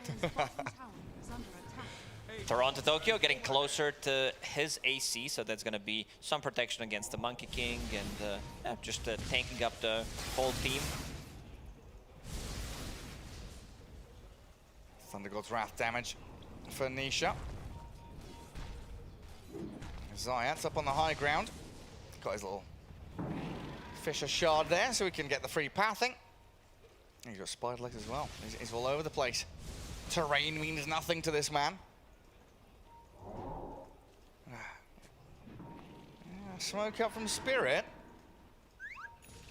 Conquer the one that's not smoked. Could be the bait, could be the one to show out on the map, but this is around the timing now that Aegis does expire. There's no vision here for Secret. They don't know where Spirit are, but they're smoked themselves. First point of contact could be Yatoro. Resolution, smoke breaks, high ground ward for Spirit, and they disengage. Thunder God's Wrath is there to give the vision with the Nimbus and the jump in from the Doom with the Torrent. Oh, we're trying to hold him back, and Miposhka's blown up. Team Secret knew exactly like what can happen. Their smoke broke. This is going to get devorted by Nisha. He uses Thunder God's Wrath just to be able to cancel the potential blink daggers and also to scout things out. They have a very good chase potential. Monkey King, Doom with the blink dagger, now with the Shiva's Guard to provide even more vision. And Earthshaker exceptional at that as well with the Fisher. And this map is starting to feel smaller and smaller for Spirit. They're getting hemmed back towards their base. Top lane, one of the safest places for Collapse to be right now, just pushes out one additional wave. And knowing he does have that tier 1 for people to TP to, maybe try and react if Secret were to make a move. But right now, the only platform that Spirit can launch themselves from is their own triangle. Their entire bottom jungle being swarmed by Secret heroes. Puppey stealing all the creeps from them. See, like Toronto Tokyo, not even comfortable farming this large camp near his mid-tier 2. Knowing that the possibility of Secret being nearby is very high. He senses something bad is cooking potentially for him. Very nice read. Nisha on the top lane, Boots of Travel, Arcane Rune ready to join the fight. Arcade Rune? Yeah, he also has Quickening Charm on top of that. Oh, he does a bit well. blessed by Gaben. Super good on the Zeus. Nice 11k lead though. It's been held steady. The past couple of minutes, no real acceleration coming out of Team Secret, but now they are just waiting out that Aegis. Oh, they have already waited out the Aegis. Looking for that chance to get in towards the squishier supports. You know, seeing Resolution just jump straight the Warlock, get on the Phoenix, make sure that the big hefty teamfight ultis aren't there from Team Spirit. On Spirit, they got a couple of big items, AC that we mentioned, and also Basher on Ursa. And this is gonna be the big one. Collapse, trying to farm Nullifier. Ooh. So he can be the one dealing with the 4 staffs, dealing with the Yule Scepter on Zeus. Zayats trying to de-ward. Yatoro is going to end range, get away from the Nimbus. Puppey gets rid of the vision now though, but 40 seconds without your Earthshaker. potential here for Spirit again to smoke, move out across the map and get a core kill. Now, Nisha. Double damage just spawned. Oh, up at top, yeah, you're right. Will pick it up with the X mark. He'll have it. I mean, Nisha hasn't died this game yet, right? He's 5-0-12. Monkey King 8-1-7 has only fallen once. Team Spirit really need to get some of these big ticket kills.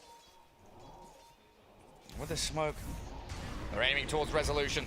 He's straight up BKB Shiver's Guard, Dooms onto Yatoro, the Nimbus, and the Wukongs. They're throwing everything in with a Blink Wall Stomp. Resolution chain stuns the Ursa, and the zap from the heavens comes down from Nisha. A lot of team fight circles from Team Spirit. Not sure what the plan there was. Doesn't pop a BKB. That's not gonna stop him from using the Doom. I guess he was relying on a bash. Either bash or that Kunkka's gonna catch him with the X mark, but then it's not an instant lockdown. So Rezo, after seeing Ursa, pops the Shiva's Guard, gets the vision of Ursa, gets the BKB, and Roshan gonna respawn in 15. There is no buyback on Ursa, so this gives 30-second window for Team Secret to go in and kill it. Yeah, and no golem dropped as well, right? We kind of we've seen when Y plays Warlock, he's not afraid to just drop the rock onto a support Bane or something. If you think a fight is going to develop and break out, you get a kill, transfer it into maybe another kill, a tower, a push, some objective. And Poshka being very timid with his usage of the chaotic offering. And now, third Roshan. It looks like Secret want to be able to steal this one away from the Ursa lineup. He's dead still for 10 seconds. So into the pit they go. Aghanim Scepter there, available as well, going to be dropped by the Roche. Who does that go to? You give it to Monkey, you definitely give that one to Monkey King. He's out of slots, so someone else will need to pick it up. He picked up the Aegis first. No, Aghanim Scepter, and then he picks up the Aegis. This Monkey King is humongous right now. The extra gold that he got from it kind of skyrocketed his net worth. Straight to the top of the board, 23,000. Incredible. He's still holding on to a lot of little items as well. Orb Corrosion, Wraithband, Magic Wand. Time to sell those. Time to go sell those and finish off a Butterfly. So that Ursa, that Kunkka, I mean, Dawnbreaker, all right-clicking, physical damage-dealing heroes will struggle now to contend with the Monkey King. Look at his graph. Big stongs. Whew. Up we go, to the moon. A very slow and steady game from Team Secret. 23k net worth lead amassed by them, though. I don't remember the last time Team Spirit got a kill. It's been rough, and it's only going to get rougher. Yatoro obliterated by Secret. Okay, Zayat's dead. Okay, now I remember. They got him on that cliff after they devorted, but still, very good trade for Team Secret. Instant lockdown into burst damage from Zeus, Nimby, E-Blade, and ulti. I mean, it's Zayat's Earthshaker, reminiscent of his techies, right? You jump in, blow someone up. If you die, it doesn't matter. You're a support. You're killing core heroes almost single-handedly. Resolution diving tier 3s at this point, gets nullified, fatally bonded up, but he's got BKB. Has a refresher, has a cheese in the backpack as well, so can potentially refresh his BKB after using Doom if needed. And they're hunting. Yeah, that's the first Doom. They've caught him out. Toronto, Tokyo, he got his BKB off in time before it. Backup. But there's no one coming. There's no one coming to save the Kunkka, right? Nimbus and the E-Blade, more than enough magic nuke damage to bring him down. Still holding this Aegis on Monkey King for 3 more minutes, so plenty of time here for Secret to clear out tier 2 top, break up high ground, and really push the lanes out and force Team Spirit to sit in their base and twiddle their thumbs. Nisha is all over the place with his Zeus. He has Octarine Core, Quickening Charm. We're talking about TP being 30 seconds on cooldown. He even wants to get boosted travel too, so lower the cooldown even more. Level 25, gets Arc Lightning damage, clears the wave with just 2 lightnings. That is a ton of damage with that E-Blade buff as well. 0 deaths on him. Like this guy has been playing some really amazing Dota in the past couple of years, and I think he reached his peak. I don't think you can play better than this. Flawless perfection. And nothing to say on a similar level as well, especially on the Zeus, right? We've seen several games from him where he's been unkilled. So it might be that the good old Ice Frog needs to go back and look at this heavenly jump. The ability to disengage, jump away from your opponents as the Zeus. incredibly strong and being utilized immaculately by these players. It's time for tier 4 neutral items. Let's see if there's going to be Spell Prism or Timeless Relic drop for Zeus. Could be both, and then he gets to choose. Get the choice between the two big ones. Oh, look. Oh, they see him. Yatoro, Blink Echo, straight in onto Toronto Tokyo, sorry, as they Nimbus and kill him, and Collapse has come in. He tried to save him with a Solar Guardian, but Crystallis is here. Team Spirit are crumbling in game 1. This seems like an insurmountable lead.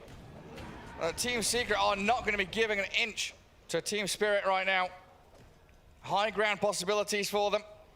Still a full minute left. Aghanim Scepter, this is going to be very good for sieging. Statues onto that high ground to stop anyone from jumping in towards him. Hit away at the tower with them. There's a glyph on the 10 HP tier 3. 30 seconds no Kunkka, 40 without the Dawnbreaker. And like you said, still 45 seconds with that Aegis on Crystallis, meaning there's a free lane of barracks for them. They can't do anything about it. They have to let it go. Still, 40 seconds. Look at the way they're sieging. Nimbus on top of Crystallis, and he's doing all the work. Everyone else is spread out. They even smoke. It's like goading Ursa to come in. Like, yeah, okay, there's 3 statues, there's a Nimbus. If you want to jump out Monkey King, you have to break through this terracotta army of the Monkey King. Second lane of barracks for Secret. Cancels out the Sun Ray. Gets pushed out by a 4-staff. Get what they came for and immediately retreat. DD Rune has spawned bottom, so maybe we'll see Secret back up, grab that, and position themselves in this Radiant Triangle to jump again, because Echo Slam is ready in 10 seconds. Every time it's off cooldown, it's eyes on Zayats and where he's jumping. Nisha using 2 items, Ninja Gear, to be able to position themselves better. They are not able to see him, so he wants to end this game with 0 deaths. He just finishes off his refresher or casual. Yeah, chill. No biggie. It's been a long time since I've seen a game like this, Cost. We've had some one-sided games, but 37k lead. I mean, you look at the net worth board with 30k Monkey King, 27 Zeus, and the Doom, who usually is the top of the net worth hero, is in 3rd place. That's how overfarmed the Monkey and the Zeus are. Looking for the courier. Mira wants to finish off his Shiva's Guard. We'll get it. Level 18 plus a Shiva's Guard. Like, Monkey does have a ton of attack speed, so he needs to be the one killing the egg, or they need to disengage. Holding on to high ground. Zayats with Spider Legs positioning himself, and Rezo in the front lines having that arcane blink, so Doom gets out quicker. There was no trusty shovel drop for Team Spirit, was there? So they can't dig themselves out of this hole right now. They are stuck in their base with no escape. Thunder God's Wrath to scout, maybe expecting a smoke from Spirit. That's what we've been expecting, some kind of last-ditch effort. We have seen Spirit out-execute their opponents time and time again in previous games and series, and they've got the opportunity to do it with Abyssal Blade on Ursa, with these big teamfight ultis, of course, the combos out of Fatal Bonds, Supernova, and the Golem. But it's going to take an absolute miracle for them to get through Team Secret in their entirety. I'm looking the way that they take this fight. I'm trying to find the solution, but the only thing I see is this massive resolution on the other side. Having double Doom, double BKB, double Shivas. He's level 25, so extra Infernal Blade damage. Surprisingly, he doesn't have a shard at this point. Yeah. Genuinely, Yatoro straight up, blown up. He's gone for 80. Warlock. He's out of that. Healing up the creep wave. And where could he possibly be? He's hiding behind the single tree. He tried. Next Roshan may respawn in 30 seconds, but it's time to try and close out this game. Crystallis with the double damage. Like, they pop 1 Doom. He didn't even use Refresher. He knows that, like, I'll just wait it out. Yeah. Well, that's the thing, though, right? Spirit, they need to cast their spells. It has to be a symphony of skills. Like, literally, they've got to really outplay, out of their minds. But if you're getting doomed on one of these combo heroes, the Warlock or the Phoenix, whoever it may be, you lose that synchronization and synergy. Dawnbreaker jumped by the Rezo Doom. The Sunray trying to heal Toronto Tokyo back up, but he's been burnt alive inside his own tree line. He does have buyback, but GG is called. They tap out, realizing there is no escape from Team Secret's aggression. Game 1, 42 minutes. 8-27 is the scoreline. Oh, what a performance. Incredible. From Team Secret in game number 1. Didn't look close at all. It looked close for like first 10 minutes. When we got out of the laning stage, Ursa was pretty massive. I wanted to see a bit more aggression, a bit more moves coming out from Team Spirit, but it felt like they stopped playing Dota. They gave Team Secret all the heroes, like these are signature heroes. We're talking about Zayas, Earthshaker, Chen for Puppey, Nisha on the Zeus, Crystalis, Monkey King, and Rezo. Like, I don't think you could ask for a better lineup. Yeah, and for the players to play it as well. You know, from our perspective and maybe from the viewers' perspective, it might look weird. Like, why are Team Spirit being so passive? Why are they waiting and delaying and things like this? But you know, there might be a call from the captain saying, "Hey, if we wait for them to come to us, that's where we stand our greatest chance at team fighting, right? Wait for them to come to high ground. That's when we wombo combo them." But it's the patience from Secret. Exactly, and those Wild Wing Rippers, definitely. I said it, MVP for me. Puppey Chen always there. Those first couple of rotations that Team Spirit tried to make, he was always there to bail people out of the trouble.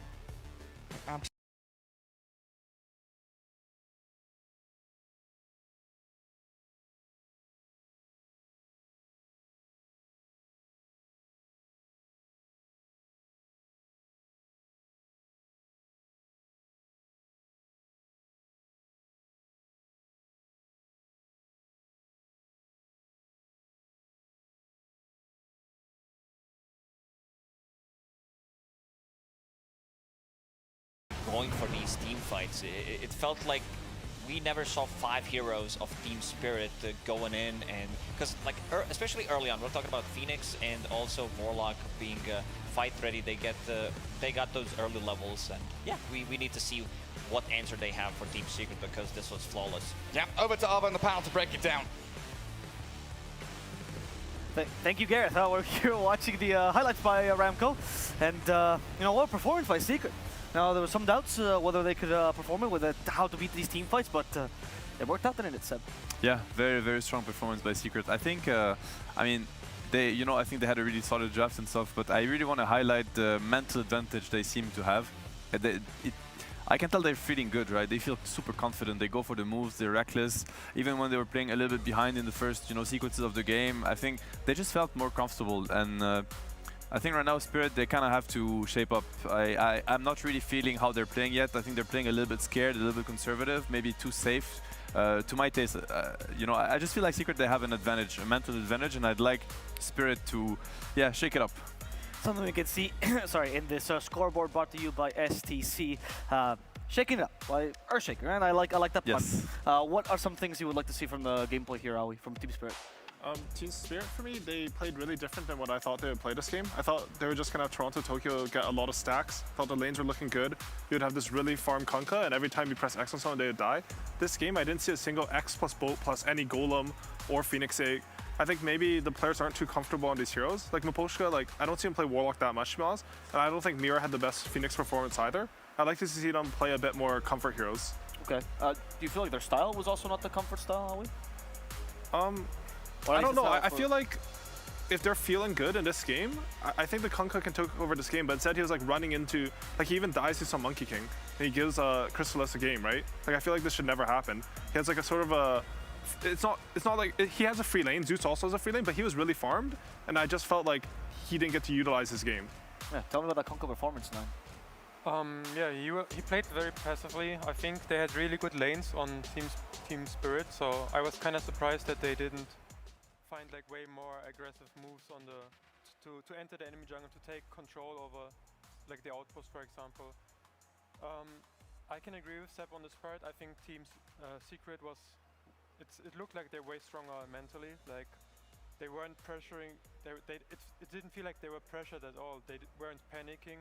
While it felt like Team Spirit were really the ones that went out of their way to make moves that didn't really look that good. Yeah, and even when I feel like even when Secret were in a rougher position, they felt more comfortable than when Spirit were in the dominant position, which is kind of awkward, you know. Like there were moments where Spirit, they had all their spells ready, they had great lanes, as you guys mentioned, and still it kind of felt like something was carrying them, and I'm not sure what it was.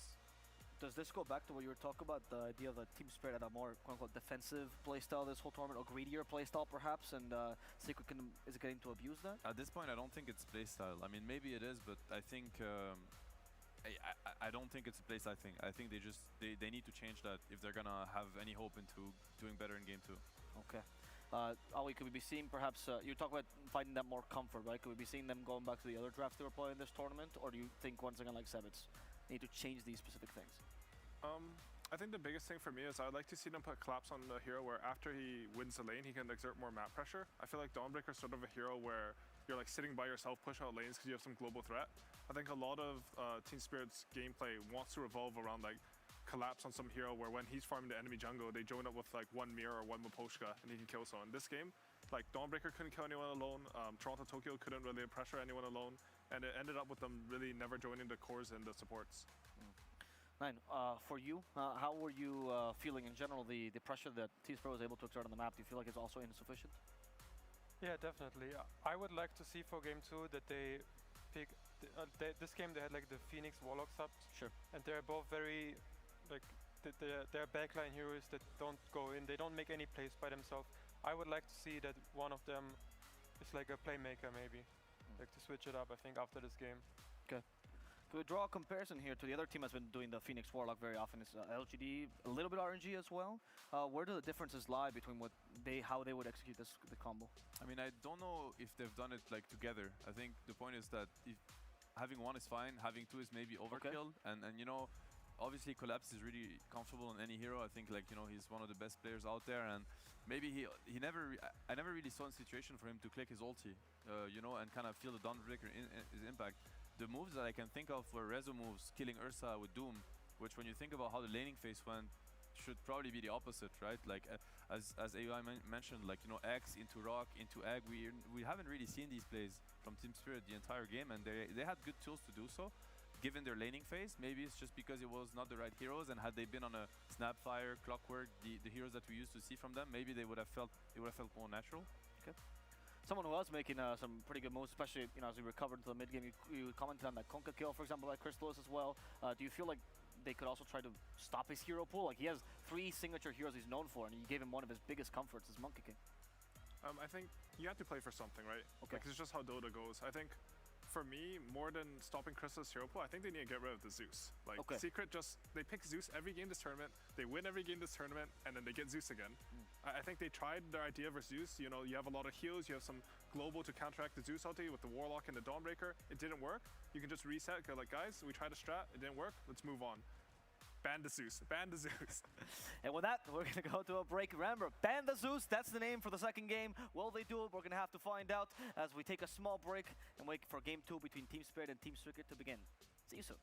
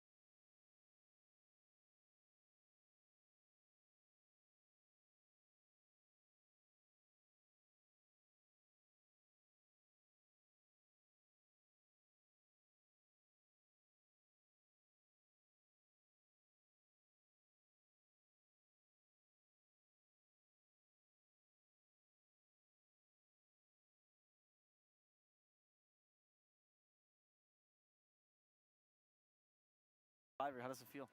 Feels good, feels good. I mean, I'm looking for, you know, I'm kind of hyped about getting like a fresh outlook on the game that just happened. So what did you think about it? I think it was just honestly Team Secret outskilling Team Spirit. Like they just crushed a lot of the lanes. I think the drafting was really good. Zayat's, what a great reveal as well of that Blink Dagger to completely bait out a multiple BKBs and then go in with that huge Echo Slam. Even Puppey, like again, another game where he only dies the one time. It's kind of nuts. Yeah, and I mean, I think it's even hard to really get a feel for the passive impact of Puppey. I say passive because these auras, I think they really add up. You know, you have like the extra 10%, you know, movement speed on everybody, the armor, the frost armor. I really think it does a lot in these team fights. Like everybody literally has, you know, magic resistance buff, movement speed amplification buff, armor buff, and it really adds up with the mech, with the Hand of God. I really think that this Chen deserves to get more respect. Yeah, and even just the Wild Wing Ripper as well, like the free force that stuff. was crazy. That saved Nisha. Like Nisha didn't die a single time. He would have, if not for Puppey on his Chen. There was a Roche fight also where he saved the Shaker. I mean, so many clutch plays, and I wonder if Puppey talks about it. It's like, I got that for you, so bait it, or if he just happens to quietly always have the right creep in the right position. I mean, it's really impressive, the Chen. When I play Chen, it doesn't impact the game as much, so you gotta respect that. Do you think he's just saying like, go in, I got you? Probably, yeah. Yeah. And it goes back to what you were saying, right? Some teams like to play around their supports more than others, right? In the case of Spirit, if they're sacrifices, they're smoke blockers, right? That is not the case of Secret, right? Puppey does decontaminate a lot of the early game, and it's similar to how LGD plays with Y, actually, or Yi, as he likes to be called, but in a different way, because the Chen has a much different impact than the Warlock. No, definitely, and I think, I mean, I wouldn't say that Spirit had a worse draft. I think they had a good idea, honestly, going into the game. I think they also executed the lanes pretty well, so I think they really have tools to challenge Secret, even though they kind of got stomped in that game 1. I just really feel like they need to feel themselves better somehow. I feel like Secret right now, they're playing really well. They know that they're playing really well and they're kind of acting like it. And of course, it's going to be even harder when you're playing now kind of back against the wall. When you're Spirit, you know, you can't really allow yourselves to lose a game anymore. You're just going to get knocked out. This is single elim and it's a really big stake game. But they're the TI champions after all. And they're going to, you know, I want to have high standards for them. And of course, high standard is you come back into this game too. I don't know what it is, you know, a silent, their coach, speech, just themselves kind of reflecting on what's going on and what they could do better. They need to come back stronger mentally. They need to go for these plays, man. They were playing way too passive that game. I wonder how much of it even can come down to like a single ban, right? Because they opened the draft with the Dawnbreaker and the Warlock, and then next 3 bans, Clockwork, great ban against both of those heroes, just to be able to counter out, get it onto the backlines. Death Prophet provides a lot of tempo. Snapfire, not so much, right? And maybe that's the area that you need to ban out the Puppey Chen, just because that's what's going to be giving you all of that early game impact that doesn't let these real team fight heroes get the items and the levels that they need to truly come online and be the best heroes that they can be.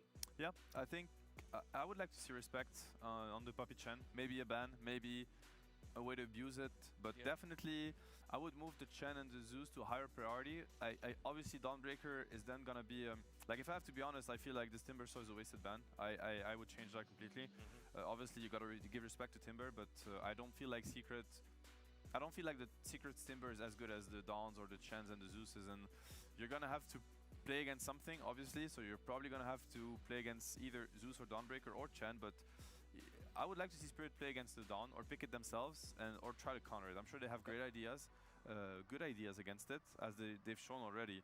But yeah, Zeus and Chen, move them up in the priority list. Agree. The Zeus was, well, the whole panel was talking about last time. Denog, favorite of Secrets and a favorite of the tournament. You were saying that you were surprised it was only 2nd most picked hero. You thought it had to be picked more. Yeah. It's just so versatile with how you're able to play it. It's just got so much survivability now, is that mid lane. I mean, it was a great game for him to go for the Yule Scepter, and very wise that they looked to get rid of it. So, will Team Secret go down the route of the Dawnbreaker, which, Seb, you were a little bit confused. They banned out the Wyvern last time, but didn't pick up the Dawn for themselves. Maybe this is the chance to be able to do it. Yeah, I mean, I'll admit it. I do not understand exactly the Wyvern. Not that I don't believe in it. I just don't quite grasp what teams are looking at. You know, obviously I'm not in the rooms when they talk about the draft, and there's a lot of things I can kind of, you know, guess, but the Wyvern, I did not get it yet. So to me, it's still a little bit of a question mark. Maybe we'll understand later down the road of the tournament. They go for the Dawn first pick. I feel like it's going to be a Dawn Chen, and I feel like Team Spirit, I don't know that they're managed. Okay. Immediate. Wait a second. You know, I think this is one of the lanes that could possibly punish a Chen really hard. A Viper lane that just, you know, chain feeds on him. So maybe they are trying to bait the Chen pick, and you know, if it works, Viper and Tiny, they do not counter what Chen does in the game. I think they can abuse him in the lane, and then obviously, you know, if they kill the Chen 5 times, then now it's going to be a different game. If that doesn't work, might look rough. Yeah. Just amping up so much of what Dawn's able to do. We see a lot of Chens just go early on into even the Divine Favor just for that little bit of extra armor, that brawling capability. Obviously, you can change it around a little bit. The Holy Persuasion, the Penitence, both very effective. But yeah, I'm completely agreeing on that with you, Seb. It's just, it feels like you need to dominate the super early game to be able to have a chance. Yeah, I wish they did not ban this Razor. I feel like, you know, the Chen is so much more terrifying. The Dawnbreaker is so much more terrifying than just a casual Razor. You see what Razor's about to do on... Yeah. And I mean, LGD, they also kind of proved against... I don't remember which team it was that they beat the Razor, but they proved that, you know, this Razor is beatable. You know, there are heroes that you could pick. You know, they did the Ench Void first phase. I mean, Yotoro probably my favorite Void player in the entire world. He's super comfortable on it, one of the best out there.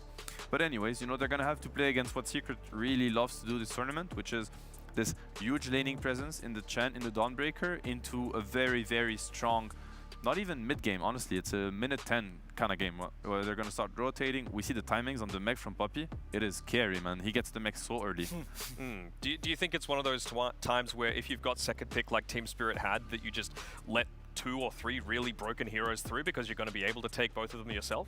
Yeah, it's definitely a way to approach it. And I mean, the second phase bans also is going to help a lot in that regard, trying to nerf. You know, now they're banning the Bloodseeker. They're trying to get rid of the heroes that are going to stop the Chen from feeding to the Viper and the Tiny, because it is really a super dangerous lane for Chen to run into.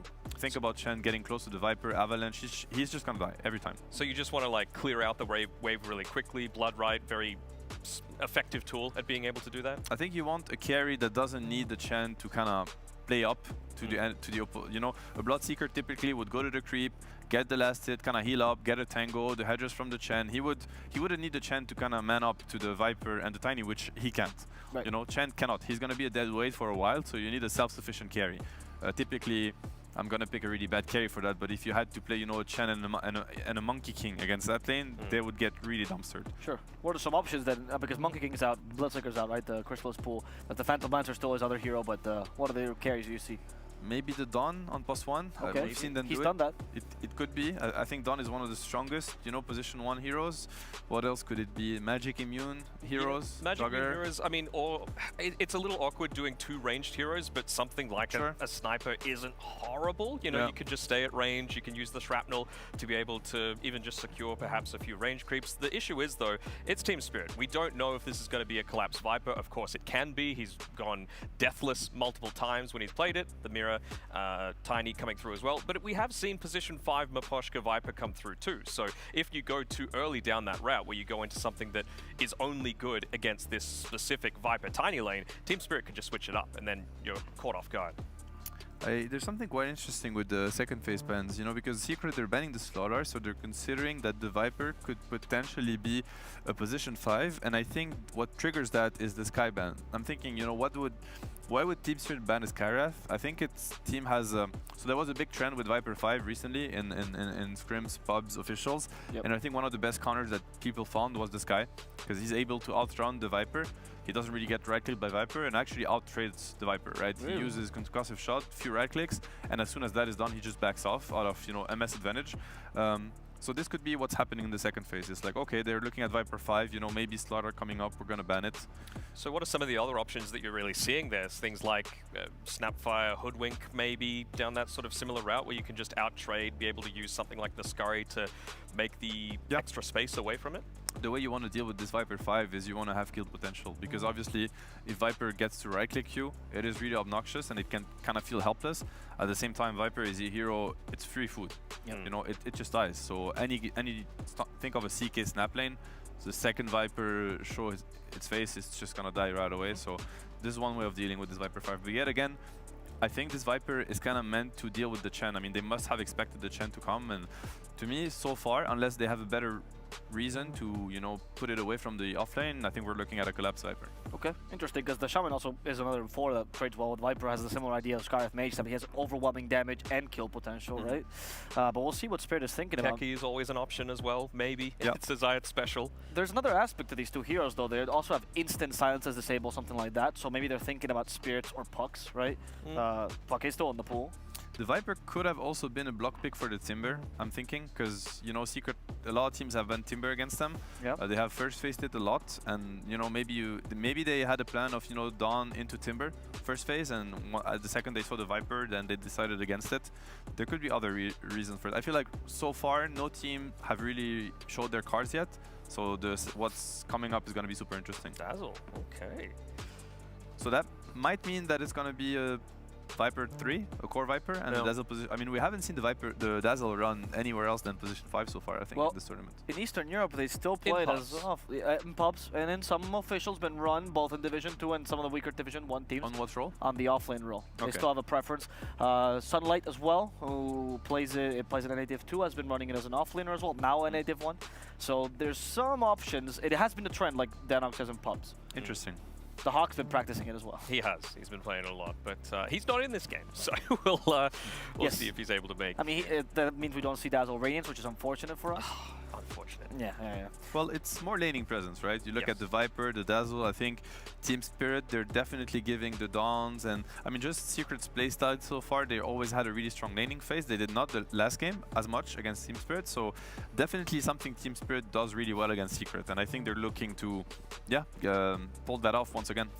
Okay. They've got a lot of options on Team Spirit. Like, this Tiny could be mid, you know, this Tiny could be 4. This Dazzle could be offlane, it could be a Viper 5, it could be a Viper 3, it could be a Dazzle 5. Like, there are lots of different avenues to go down, so I think Team Spirit are just going to be reactionary to whatever Team Spirit does. I mean, the Jugger, obviously, it's a classic versus the Viper in the sense that if you're ever threatened by too many, you know, too many stacks on the Viper queue, then you just spin that off and kind of get back to a safer position.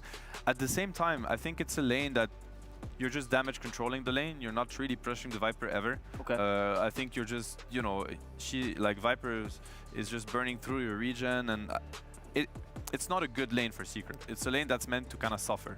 I want to question on that point, because, for example, a Lifestealer Viper matchup, if Lifestealer gets on top of the Viper with another support that has some damage, you actually do put some pressure on Viper. Can the Juggling be played that way, or does he lack that damage? I think you kind of have to outplay them to get in that position. I think if the Viper Tiny is aware of what could happen, it's kind of too... It's too predictable. You have this one play of Jug running at you.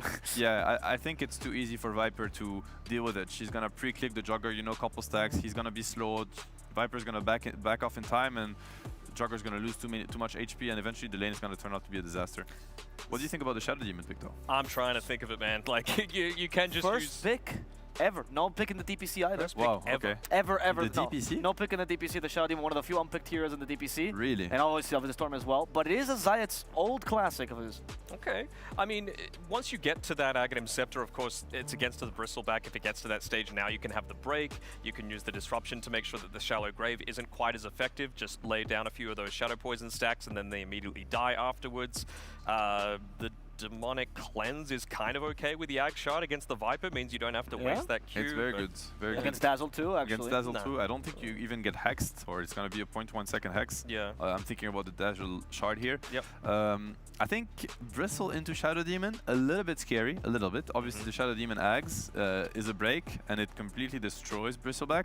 You need to get to that point, but I'm assuming it's going to be a Zayak Shadow Demon, and I'm sure he's going to recognize that and try to maybe prioritize his own farm a little bit more. Or at least stacking, which Shadow Demon fantastic at doing, right? So you're just going to be able to get a lot of that passive gold. Again, he's so comfortable playing along with Rezo, it means that they're going to have a good time in lane, most likely. Again, depends how the support is really going to position themselves, but yeah, if you can get a couple of free kills in lane, you're laughing. Actually, one of the best duo to kind of maximize their early game impact, and I think they're really good at, you know, obviously they have a lot of synergy with each other, so they're really good at, hey, I'm gonna be focusing on stacking. All right, you know, let's push in the lane. Let's play the lane in a way where I give my Shadow Demon enough freedom to go back to stack every time. And they were one of the few players to make the Batrider off lane work that well. They were playing Earthspit Batrider, two really greedy laners, and they were getting away with it every game.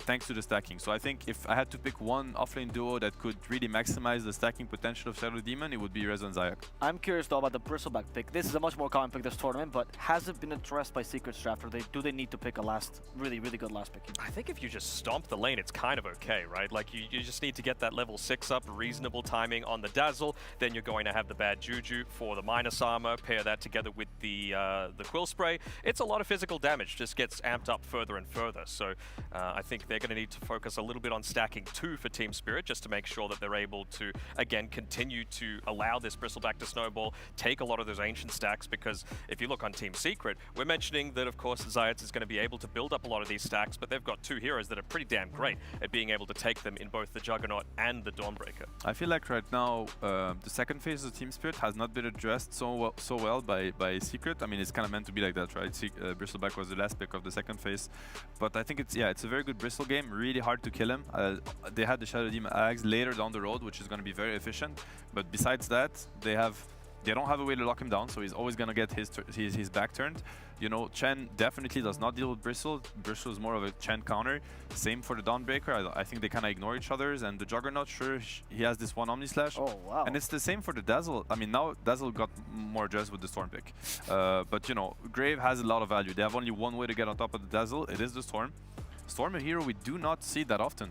It really, you know, got fall behind after the null changes. Do you think they're just going to conquer again? Like, I feel like this is a game where Team Spirit just need to absolutely stomp them in the laning phase, right? You need to make sure that the Shadow Demon's not going to get to that point with the Aghanim Scepter, hell, even the Aghanim Shard, right? You mentioned before that the Viper Tiny is specifically there to I think they need an crush instant the lane. stun, though. They need an instant stun. Okay, they It's a go little for bit of the it. Pangolier. Yeah. Somewhat there, if you get Blink Dagger on the Pango. It's okay at being able to clear out a few of the Chen creeps as well, the big army. So it's an alright thing. I do feel a lot more confident in Team Secret's draft, though. Yeah, this I mean, this Pangolier, I've seen it go both ways. Obviously, if the Pango has a really good game and he gets an early diffu, it can be really annoying for Storm, even kind of kill your entire tempo. But I think Storm has a pretty good laning phase against Pangolier, so it's going to come down to the support rotations. And I think that once again, the Chen and the Shadow Demon may be more efficient, more effective, I mean, at rotating around. I'm not quite sure. I think it's really going to come down to this mid matchup also, you know, who gets the most out of his lane. Some lucky power runes even could be the difference maker. Definitely. Storm and Pango, both heroes that rely heavily on power runes and can make a lot of impact with them. Yeah, love that point, because that was the two counters. Quap and Storm were the two counters to the Pango mid meta, where Call of Pango was the thing. And then, will it work again? Well, we'll have to see here. How is your trust level in mid Pango in general right now, Dano? Do you think I like it's still it. strong? I like it a lot. I think offlane Pango just doesn't really work, but mid Pango, you get a lot of those levels. You have that much lower cooldown. You're able to duck in and out of fights a lot more effectively. I think it can work. Okay. Well, we're going to have to see as Game 2 is upon us. I think the Storm is in the shot right now. And with its electrifying jump, we're going to go to Game 2 between Team Secret and Team Spirit. Take it away, Gareth McCost. Yeah, Game 2, here we are as Storm's hat flickering in front of his face as we get ourselves underway. Spirit changing the tempo right, more in your face, run at you. Dota, Secret going for a similar style to Game 1 though, Lacoste. Yeah, Team Spirit going for this Bristleback plus Dazzle combination. We're gonna run at you. They're focusing heavily on the laning stage. We see Tiny and Viper combo. Every single time there is a Viper pick from the offlane, you need to have some kind of a lockdown so they can't get away. So usually paired up with like Tusk, Tiny, Dawnbreaker position 4. Mid lane, Pango against Storm Spirit can be sometimes difficult. Like I don't think you have a kill threat on a Storm. There, you're playing like melee into Storm, so Storm should have definitely an edge in this matchup. But once you get to level 6, maybe like still looking in how that one's gonna go. Panel touched upon the Bristleback, the break mechanic with Shadow Demon Axe. It's a lot of farm. It's gonna take a lot of time for him to get there, and we're talking about breaking the Viper as well, and yeah, getting into the game. We can hear the crowd as well. Yeah, getting sucked into the Dota 2 universe. We're talking about Team Spirit being a very fast tempo draft, and Secret was so speedy, they'd already smoked and moved out of their fountain before I'd loaded into the game. They're so ready to get themselves across the river, get some early wards down. And Team Spirit doing a very similar job. early ward in the Radiant Triangle. This is something that LGD has done against OG, holding the high ground. It's being pinged out. Rezo, he knows something is up. He's got a very good read on that. He was pinging right on top of them. And Team Secret just going to hold the low ground closest to their tier 1 mid lane. Yeah, expecting that wraparound play, like you say, we saw from LGD coming behind that top rune as the Dire team and backstabbing the Radiant ones. Blocking the small camp. Something that you were looking for in the previous game. This time does come to fruition. Rezo poke his head around the corner and say hello to Team Spirit as they move on forward. Quick disruption though. Not even time there for Mira to level up. Avalanche, never mind, cast it. Still holding on to his point. Shadow Demon. I just want to mention one thing. It's I think it's a good response to.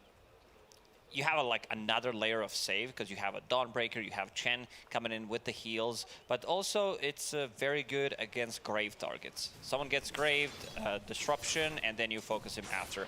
Team Secret a little bit limited on stuns and control. They have Electric Vortex and Dawnbreaker stuns, which is kind of meh.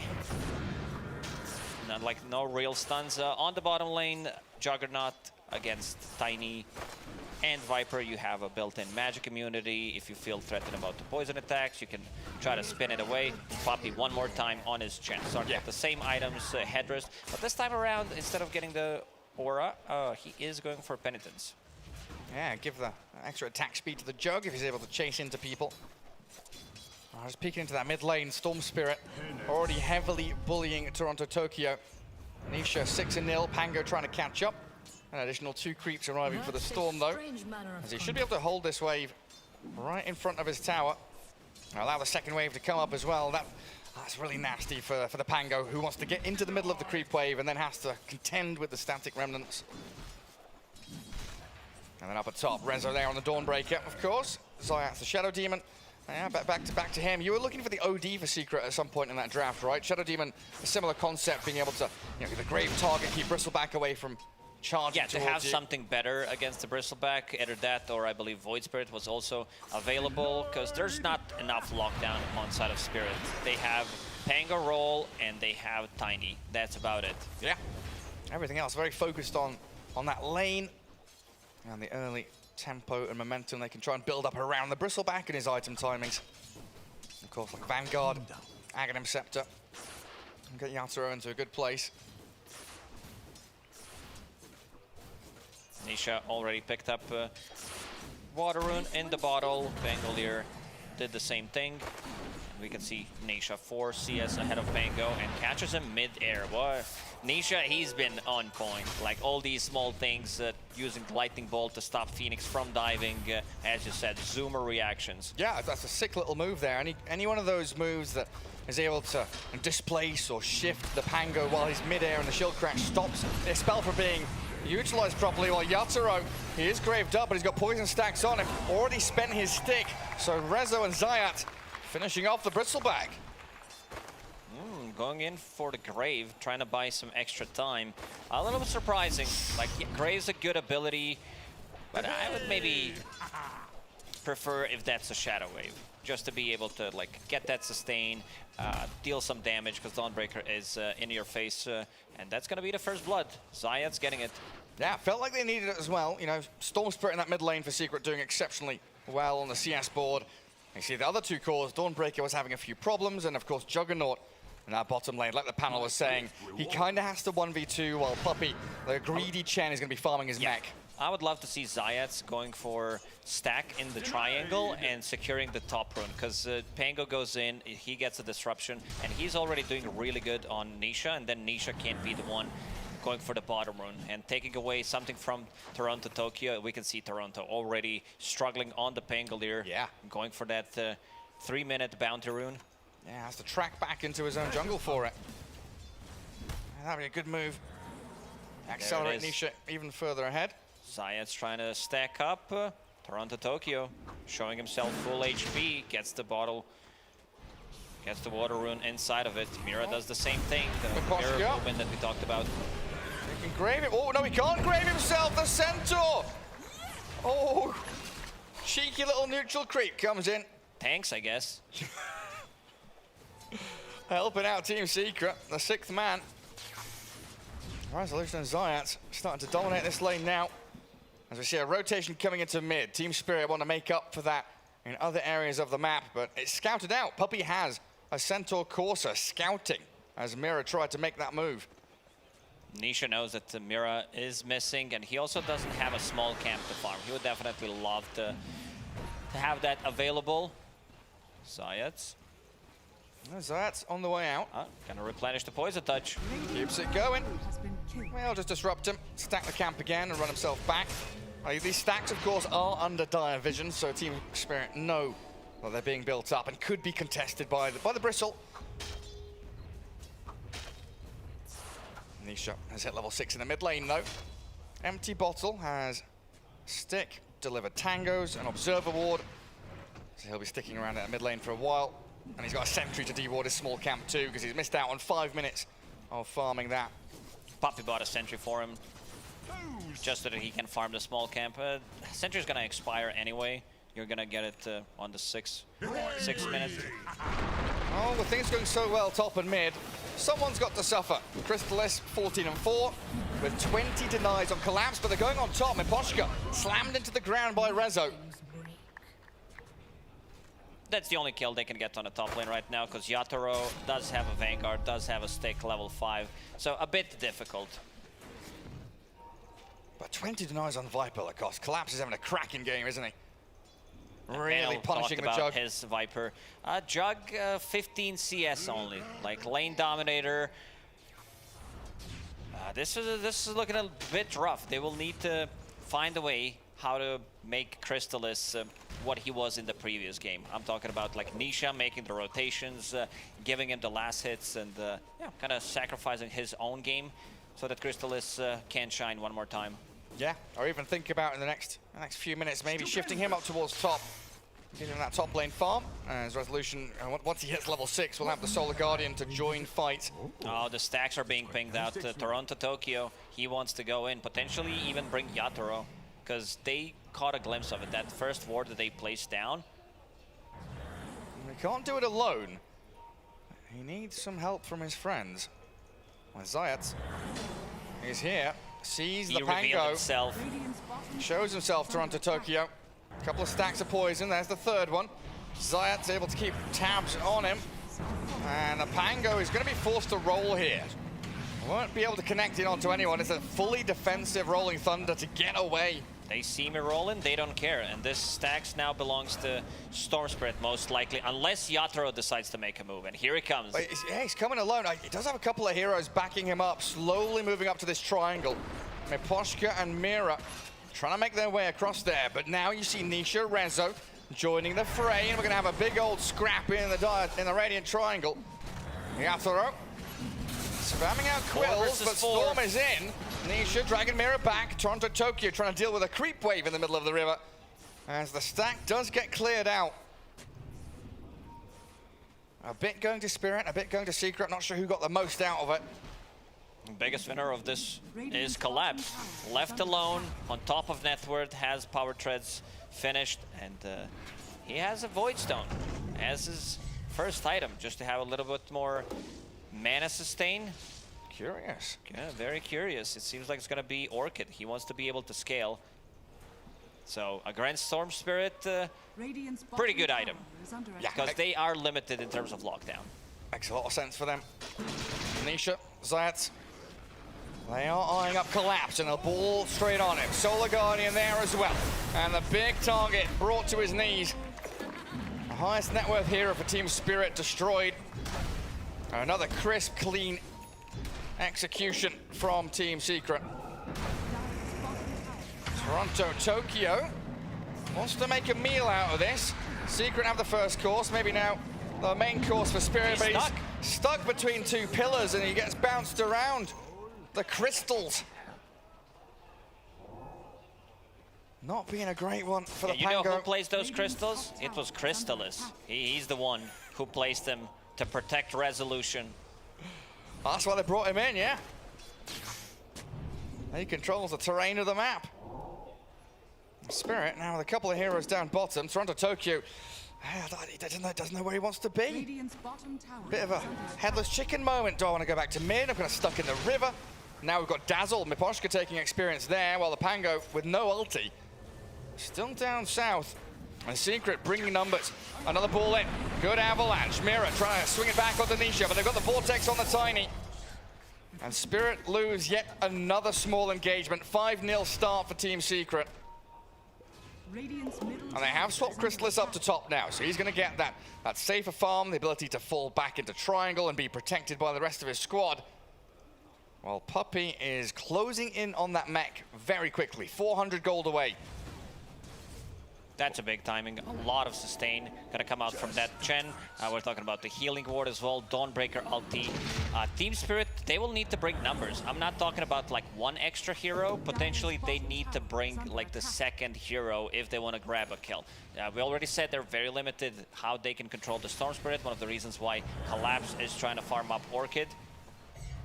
Also in terms of tower damage, they don't have much. Yeah, very reliant on Bristleback having a good start and basically just charging in towards objectives. I mean, nobody has done any building damage, in fact. Zeros across the board. So both teams doing a nice job protecting their tier 1s. As we see there, Nisha building into the Witchblade. Looking for that more right-click focused scaling build on the Storm Spirit. Refills himself and TP's out. Taking the mid lane farm. And Zayat is in just behind him. Could get ready to make a move on to Toronto Tokyo. He'll spend a couple of spells to clear the wave. And Catapult should die. They don't have much to control Pangolier during the Rolling Thunder. By much, I mean literally nothing, so that's going to be a good thing. The only one that can try to kill him is Juggernaut during the Omni Slash, and now the Mirror Movement. Team Secret making a rotation. Gonna go for that tier 1 tower. Puppey, level 6.5, about to be level 7. Finds Trust Shovel one more time. I'll see how many salves he can amass. He had like 6 or 7 or something in the previous game. Mira coming into mid with instant D-Ward from Zayat. He knows exactly what Mira is up to when he's just holding out on that mid lane, spamming poison. I do still have that high ground observer watching into the triangle though. So if they do build up stacks for Team Secret, Spirit could be quickly up in their face. Yatoro already making that move.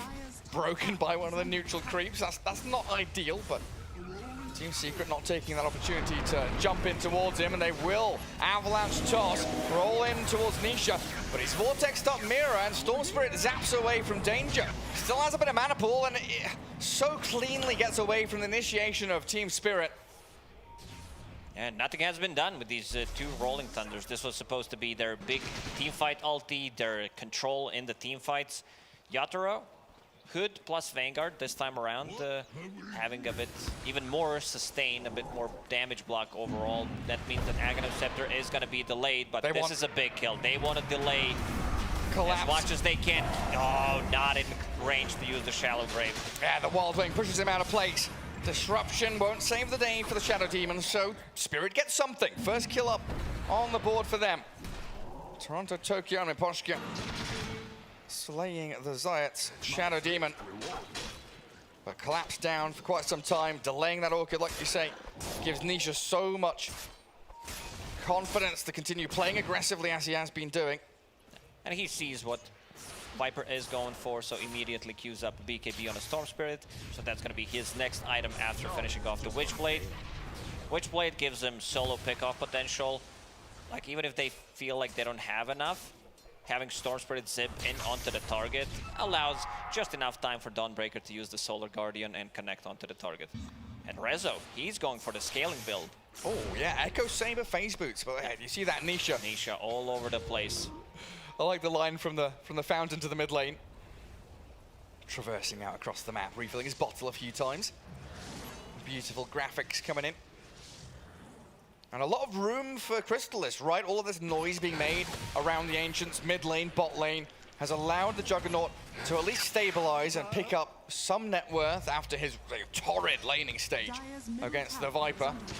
They're making him stacks. They want him to have a good time, drops the healing ward, will farm the Ancient Stack. Toronto Tokyo getting very close to his Diffusal Blade. That's going to be a big item, so you can like burn Dawnbreaker's mana, burn Storm Spirit's mana, so they can't get out. Like even Juggernaut has very limited mana pool, so that means that maybe he's not going to be able to get the Omni Slash in a fight. And these kind of slow and steady games, what? Now, I see Team Spirit smoking now. Is this the right kind of move? It is. They want Storm Spirit with this Orchid. Hyper aggression. Even Juggernaut, if they can catch it. Puppey is ready with Mech and Hand of God. Roll. Silence. There on the Jug. I should be able to kill him off. Oh, maybe not. He's pushed onto high ground, gets the spin out, but he's killed off. Spirit. I think they could have saved him with the Hand of God there. Initial heal 200. Maybe would have been enough for him to TP out. And there was the potential. And off the back of that kill, Spirit straight into action on the tier 1. Team Secret not in any position here to really contest it, just allowing the tower to fall. And they will glyph because there's a freebie glyph. But a couple more hits here. One, in fact, from Collapse's Viper. And this ward coverage from Spirit, you know, that one in the triangle, of course, found the Jug kill. But also the one down in bottom jungle. They saw the rest of Secret and where they were located, which allowed that smoke gang to connect so perfectly.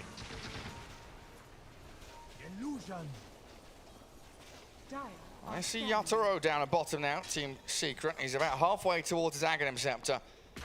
Not a hero they can particularly just go run out and kill straight off the bat. They've been just farming up. They want this big timing on a Bristleback. Get the Aghanim Scepter, which is going to be done in 1,500 gold, and then go for a smoke, get a pick off, transition that into Roche. Stacking Ancients for himself. Get that timing a little bit faster. As Resso holds out on the top lane. Zayat's just in behind him in case danger comes, but again, Observer Ward sees everything. Team Spirit much more on the money with their vision. Yeah, but then Observers have been on point.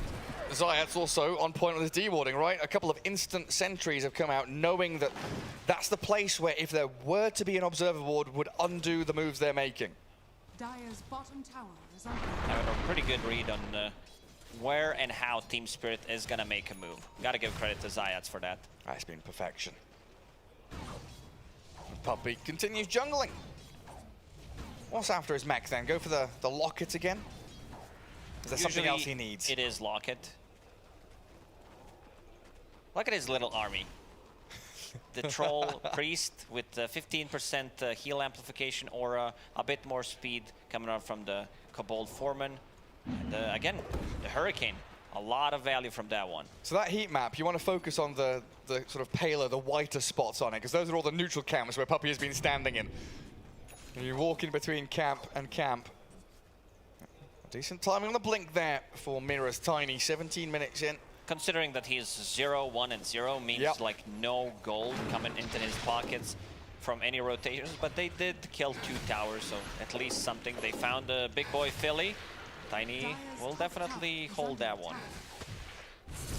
Oh no, never mind. I remember watching Toronto Tokyo stream because you one-shot the waves with Swashbuckle and Shield Crash, and he was holding the Philosopher's Stone on Pango just to get like more gold from it. Yeah. Because you don't farm with the right clicks. You only need mana. Keep on scaling. Well, we saw there Juggernaut has only done, what is it, 266 damage to heroes this game. Needs to start picking things up, Crystallis. He'll get there eventually. No, he's now overtaken the Pango in net worth, slowly edging his way up. And this Viper, yeah, the Orchid has got them 1 kill, but in a slow game, they've invested into aggression and they need to see some kind of return on investment. Getting some more deep wards, hunting for Secret. But it really is just this beautiful dance Secret are doing. They are hiding. Yeah, Dodging Nisha in the trees. Trying to get a BKB on Storm Spirit. Nisha will TP out. Catch me if you can. What a read. He knew exactly what's cooking. And now in the top lane, they can... I want them to prioritize Zayat's farm a little bit more than Puppey's in this game, because having that break mechanic and having charges on Demonic Purge is what's going to make the difference. Breaking Viper, breaking the Bristleback. You know, Team Spirit, you know, TI winners, they're no slouches, but it honestly feels like they're playing against robots. Team Secret are just so good, executing their drafts to perfection. They have been on point, reading how Team Spirit and where they're gonna move. Yatoro plants himself in Radiant Triangle. Secret looks like they want to combat this. Two heroes still up top. Zayats and Rezo not super near, but they will TP, return to tier 2 mid and go for this smoke move out, as Roshan is a potential for Team Spirit to go into. Creep dies, they know something is up. Dawnbreaker ready with ulti to join a fight. Yeah, trying to de-ward and move himself through the triangle back towards them. Secret move the Wildling forward, Storm zips in. Dawnbreaker with a Solar Guardian, they've graved themselves there on Miposhka's Dazzle. Oh, he Rolling bounces it back to the Thunder, top. bounces it to the high ground, Anisha pulls away. Safe and sound. He's not going to be found there by Team Spirit. They do get the Juggernaut though. Taken out by Collapse with a slow and the poison attack stacking up on him. No buybacks out, and Storm did die in the end. Mira, you're right, jumps back in. 3 down on Secret, and Team Spirit will claim the Aegis. And now, for 5 minutes, they will do whatever they want with the Bristleback. They will try to punish these cooldowns. We're talking about the Omni Slash, Dawnbreaker ulti, Chen heal. They're gonna be fight ready. They don't rely on any cooldowns whatsoever. And we can already see Team Spirit knocking on tier 2 towers. Straight in towards it. This is the timing. The aggression will only become stronger for Spirit. And all those crisp, clean moves from Secret being undone. Rezo has to BKB and TP home. There's Yatoro. He's on that tier 1 tower again. Does have a speedy BKB there on Resolution's Dawnbreaker. 20 minutes in, a little bit faster than average.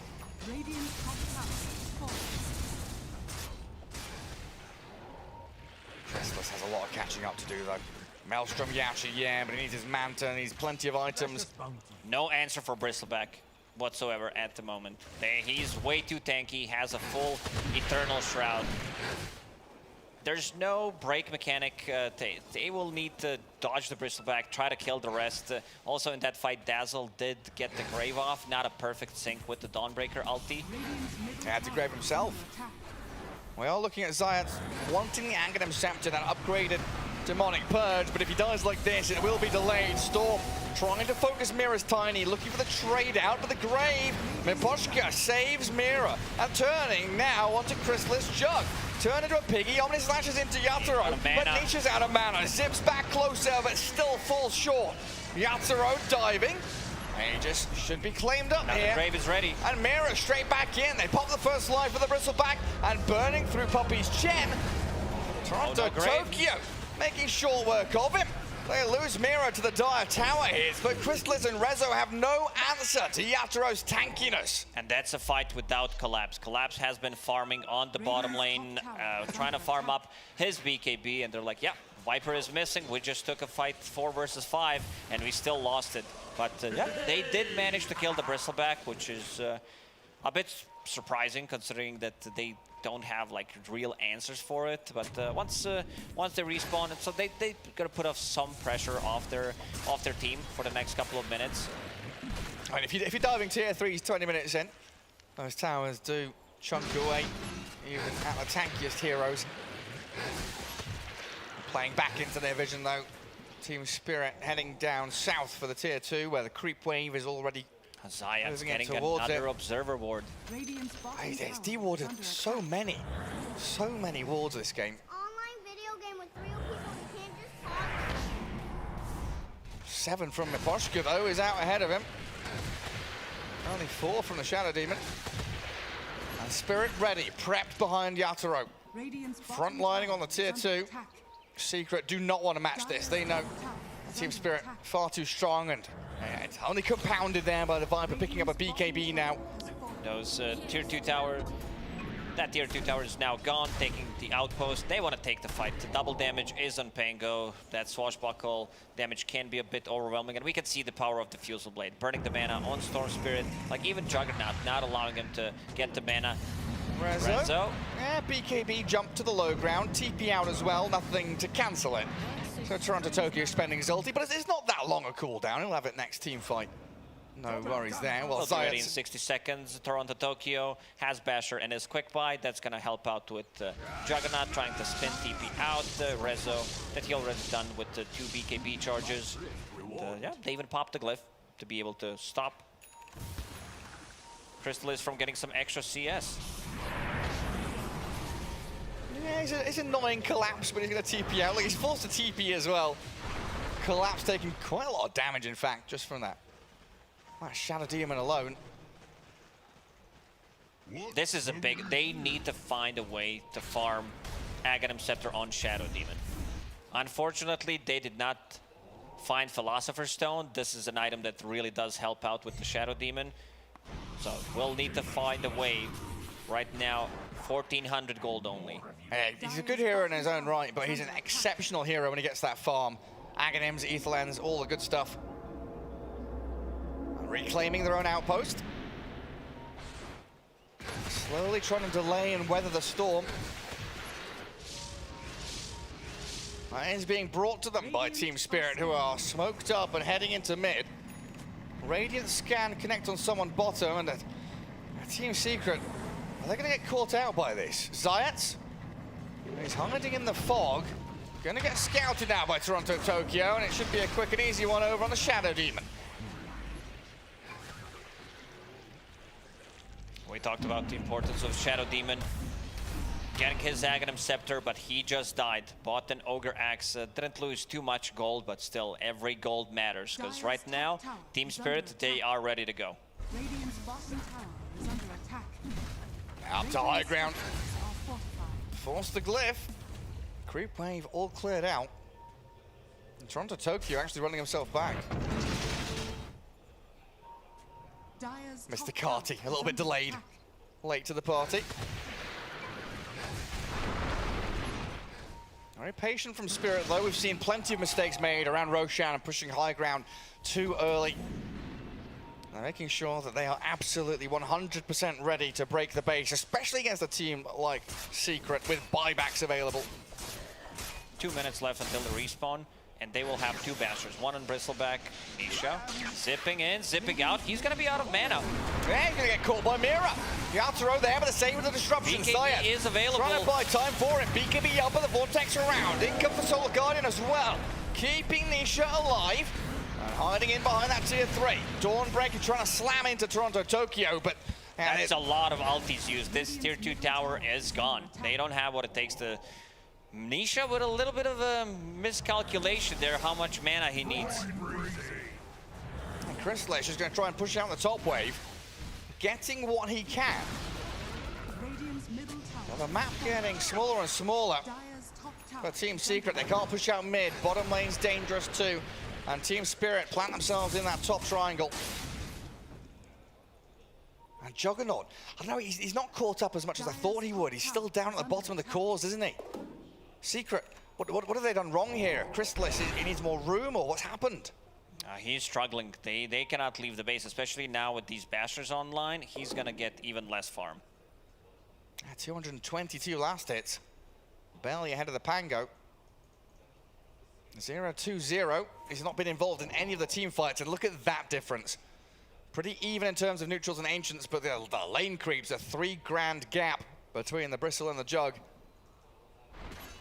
Viper completely ruined him in the laning stage. You talked about the CS on Viper. He had like 20 or 30 denies. Nisha still finding some farm on the mid wave. Can Mira jump him? He'll try to. Dazzle with the shard, will get the Hex. Gets the Hex in there and he's gone. Beautifully executed out of Team Spirit. 1 minute with no Storm Spirit now, and Roshan is 15 seconds away from spawning.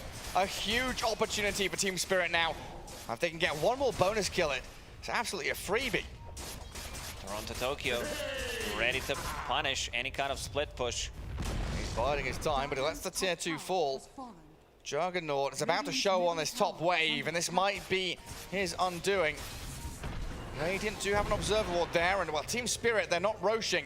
They're pushing high ground, and Yeah, still coming back to find the Jug.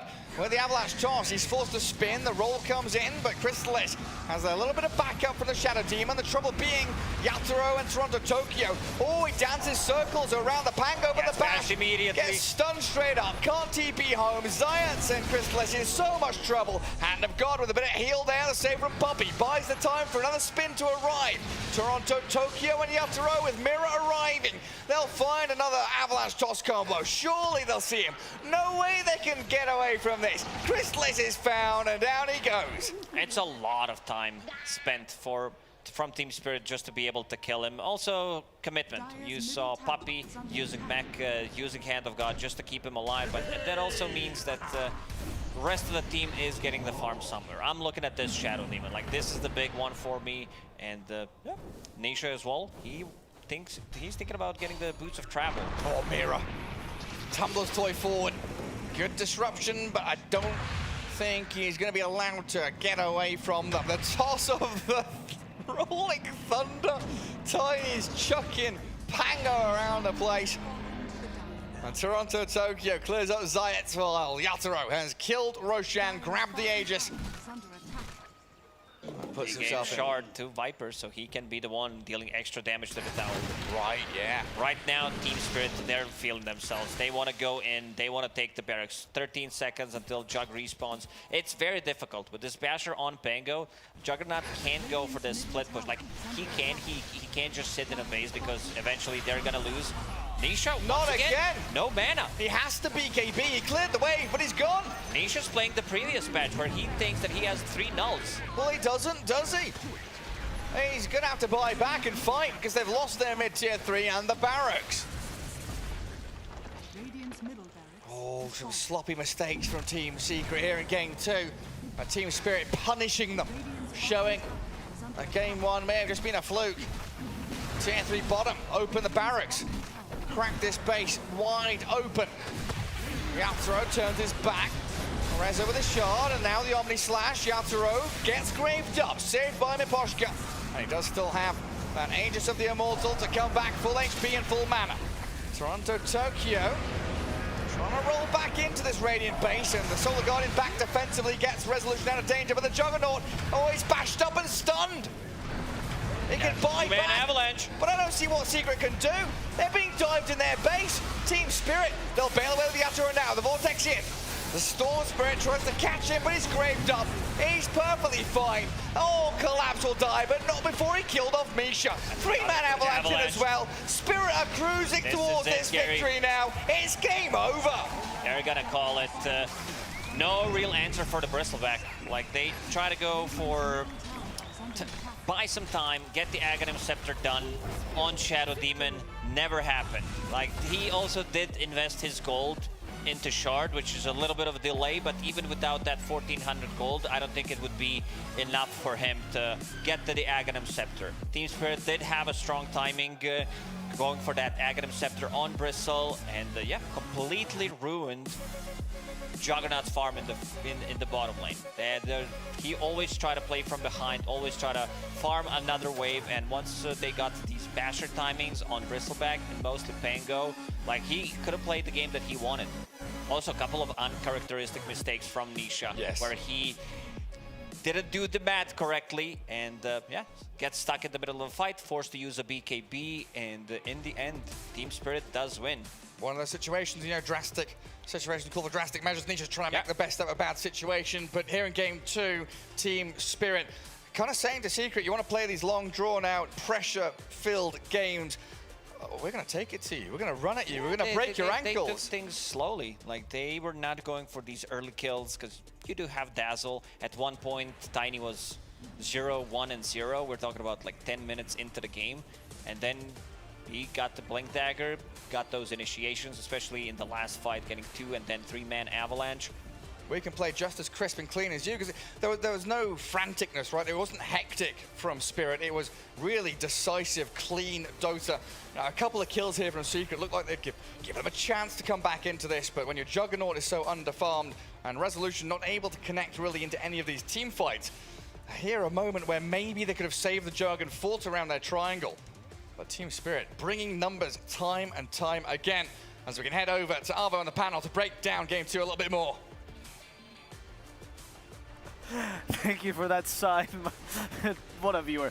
We would like to thank Aramco, of course, for providing us with these highlights. Game 2 goes the way of Team Spirit. As is tradition in this tournament, we either get 3 games or we get none. That's kind of the way. Team Spirit, they managed to win with a very exciting Bristleback. That's amazing, right? QW, very wow, exciting. Dino. Seb, you spoke about this, you know, the whole way you stop Bristleback as we get this scoreboard provided you by STC. The way you stop this Bristleback is how do you prevent him from pressing Q and W over and over again, right? Yes. It didn't seem like they had any way to do that. No, they did not, and I also think they didn't have ways to kill him. Yes. Honestly, I feel like it was a really good Bristol game. I feel like it was also a really good Dazzle game. Sure, it got addressed a little bit by the Storm, but then, you know, that's how Dota works. The Viper destroyed the bottom lane, which brought, you know, led into an early Orchid, despite Secret's best effort to slow it down. As you see on the scoreboard, the Orchid pickup was really huge because it then stopped the Storm from being able to kill the Dazzle and then enabled the Dazzle, which is, you know, I mean, if you look at Secret's lineup, the way they fight is they press their spells, it's single target. They're gonna Vortex somebody, Shadow Demon spells, Juggernaut, you know, Omni Slash, and that's kind of all they have. They don't really have team fight, and then that target just, it's already hard to kill the Bristle or the Pango with the ulti. It gets craved, now the fight is over basically, and you just get run down. Yeah, I mean, it feels a little bit odd, especially on that Juggernaut pick. I mean, they picked this into a known tiny Viper lane, right? Like you did this to yourself, basically, on Team Secret. It feels a little bit odd. And another thing, Zayats, he had a good start to the game. The laning phase went pretty well, able to get that first blood, create a lot of pressure, made a bunch of stacks, but he was caught out a few too many times. He really needed to make sure he was alive, because if that's the case, then suddenly Bristleback can't run at you. Suddenly the slows coming out of the Dazzle and the Viper aren't a big deal. I mean, I feel like the Secret lineup they needed, the problem is, the reason why the Shadow Demon is also getting picked off so much and jumped on so much is because he has no cores to kind of frontline. I felt like Secret, you know, they play these lineups where they have stable lanes and then they kind of group up together and it's hard to deal with. Juggernaut, really good hero at doing so, of course, with the healing ward, you know, the early high levels in the spin. So is Chen, but I feel like both Jugger and Chen this game, they were really shut down. I think it was just a drafting mistake by Secret where they probably did not understand that, because they saw the lane. This was the first pick Tiny Viper into the Chen, and then Secret probably just, I think it's just a mistake from Secret or Crystadis or whoever called for the Jugger pick. They thought the lane would be fine, and then they got completely dumpstered, which, yeah, I think they should have known, honestly. It just does, I just don't see how a Chen Jugger can deal with that lane. I don't think they misplayed. I think it's just theory-wise that lane just doesn't work. Okay. Yeah. What are the options then that we could have seen here? I mean, I was talking about the sniper in the draft. Again, just something that's able to stand back a little bit more, but it's not that frontliner that you were talking about. Yeah. I know we've hated on the hero a lot, but honestly, Troll Warlord wouldn't have been horrible this game, just because you're able to dominate the lane. You need a, maybe, lose the mid game. You need a way to be aggressive on the Viper. You cannot afford the Viper to just right-click you. You need to be, if you can't threaten the Viper, you will lose the lane to the Viper. That's just how it works. There is no such thing as tanking Viper hits on any hero. So if your Go doesn't kill the Viper, I think you're in trouble. So maybe, like I believe you suggested, putting the Dawnbreaker position 1 might have been the way to go about doing that. It could be. There's also tricks that you can do with lane equilibrium, heroes that are allowed to push the lane and then pick their fights. It's probably too hard to break down how to counter Viper here. I would have to usually use the 10 minutes, but I'm sure they have other options. They need to put more respect on it because it was definitely Team Spirit's plan. They did not ban the Chen. They baited it, and it worked perfectly. Now we'll see what they do in the third game, because we would talk about the fact that Chen has been priority pick for Secret for a while. This time, let them get away with it. They baited out. Do you think in the final game they're still going to put Chen, or maybe not Chen in the first phase? I think the first phase, that's the issue, right? Okay. You have so many more opportunities to be able to address it. So maybe moving forward, they'll see if it lasts into that second phase. Of course, Puppey, so versatile with what he's able to play. It's just that his Chen is a tier above. So I think he just needs to address a few more of the potential counters. Yeah. I think we felt also the Dawnbreaker in the sense that, I mean, we were talking about it. Arezzo played a really solid game. Honestly, I don't think he was the reason why Secret, you know, had a rough one. No. But there's only so much Dawnbreaker can do, right? Like, he had a really good lane. I think he even got the first blood, or I mean, worst part of it. They killed the Bristle, they killed the Dazzle over and over again. Dazzle Bristle, not the weakest lane out there. So I mean, I think he did his job. But so the point I'm trying to make is, like, I like the approach from Spirit to let the Dawnbreaker through and prioritize more on getting rid of the Zeus, countering the Chen, I really think that it's more about the Zeus and the Chen than it is about the Dawnbreaker or any other hero for that matter. And he wasn't even just like taking a lot of farm away from Crystallis, right? They gave Crystallis the safe farm after the laning stage and put Dawnbreaker in the more difficult safe lane that you get after that. And yeah, it really felt like he was still able to get a lot of that farm. Yes. Maybe there were a couple of times where he could have joined the team fights a little sooner, but it honestly felt like once the Shadow Demon was dead, the fights were over. And he was just like, okay, fight's lost. Let's try and not lose too many other heroes, like chain feed one by one. Let's get my farm and maybe I can carry the game in the next fight. Yeah. I also want to talk about the styles, right? When we were on the other panel, we talked about how the Team Spirit has a style where they enable their cores. They seem much more like the Team Spirit Comfort than we saw the first draft, which seemed more like LGD, honestly. Yep. Do you like that as well? Very much. I think it fits much more, and also the pace at which they played. You know, they were always taking the fights to Secret, kind of fighting for the runes, invading early. We saw them contest the stacks really early. I mean, last game, I don't even know that they crossed the river in the first 20 minutes, even though they won the lanes. This game, they had rougher lanes, but still, you know, I think they really, I mean, they're great players. You know, they can click their spells as well as Secret can. They can take the fights as well as they can, as Secret, maybe even better, who knows. So I really want them to keep the aggression up, you know, not necessarily go all in, but really play free, basically, you know. Yeah, and I know the Rolling Thunders weren't perfect out of Toronto Tokyo, but his use of the Diffusal was. Like, so many times he was able to catch out that Storm Spirit, make sure he had no mana. A couple of times Crystallis as well was just in the middle of a team fight, and I was like, why is he there? But he had Spin-Off cooldown and he had Omnislash. He just didn't have the mana to be able to use them to its full potential. So big props to Toronto Tokyo there. Yeah, indeed. And also, let's talk about Collapse as well. He's been, well, the hero to a degree. We always talk about how he had found his hero pool. Last game didn't seem as much. This game with the Viper seemed to be impactful. I know he's known for these big team fight heroes, but how has he adapted his playstyle to these lane dominators? Very typical of Amar, actually. Yeah, I think, I mean, he adapted really well. We've seen him play, you know, Bounty Hunter. We've seen him play Viper now several times. And every time he has huge impact on the hero. I think his item choices also are quite unconventional, but just really smart. You know, we've seen him do the Orchid versus Abaddon, Skitter's Abaddon, now Orchid again. I think he's doing great, and it shows in, you know, Team Spirit's results. Yeah, and Viper is particularly great because Viper has a break, like the one we're going to take right now. So let's wait for that game number 3 to begin. Stay tuned for game 3 between between Team Spirit and Team Secret.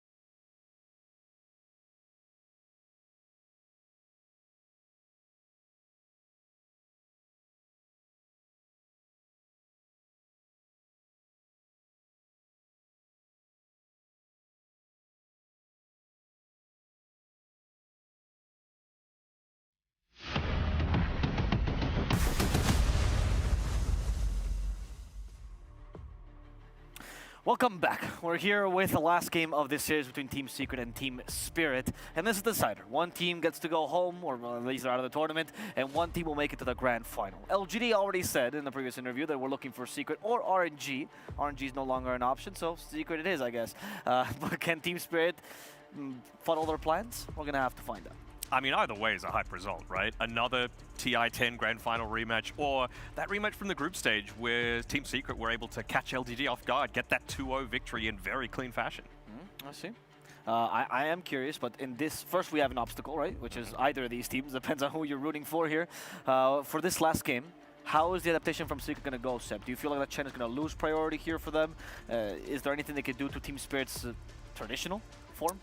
I feel like, I mean, I'm not exactly sure that that point is correct, the one I'm about to make, but I feel like Spirit has been drafting a little bit better than Secret has. That's the feeling I'm left with.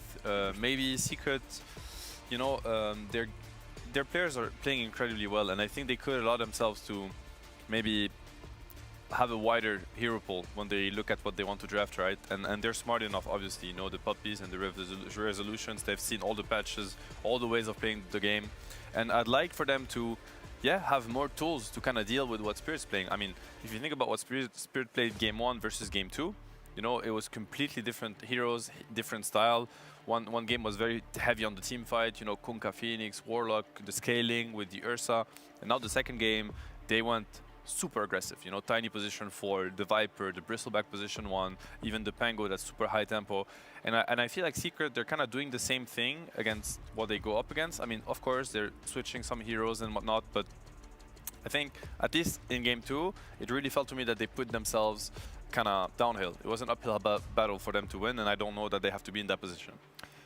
When we were speaking with Misery in the OG series, he was mentioning the Viper, how you had such success with it in the group stage, you know, able to get multiple victories, be able to flex it around, whether it be a position 4, position 3, whatever you wanted, right? But Puppy, he's played a lot of Chen this tournament. He has played 1, 2, 3, 4, 5, 6 games of Chen so far. By far his most played. So do you think it's that similar mold where really there is only one way to play Chen, and these teams have had so much time to be able to look through it and say, well, actually, we think we've got the better of you? Yeah, definitely. I think they're adapting. They're getting smarter about how to beat it, about also which heroes are going to enable the Chen. You know, a Chen with a monkey in a good lane is going to feel much different than a Chen with a jugger that is getting super pressured, because all of a sudden you feel helpless as Chen. You know, you cannot fix this lane. If you leave your carry alone, he's dying. You know, so what is it really that you're going to do? You have no slows, you have no stuns.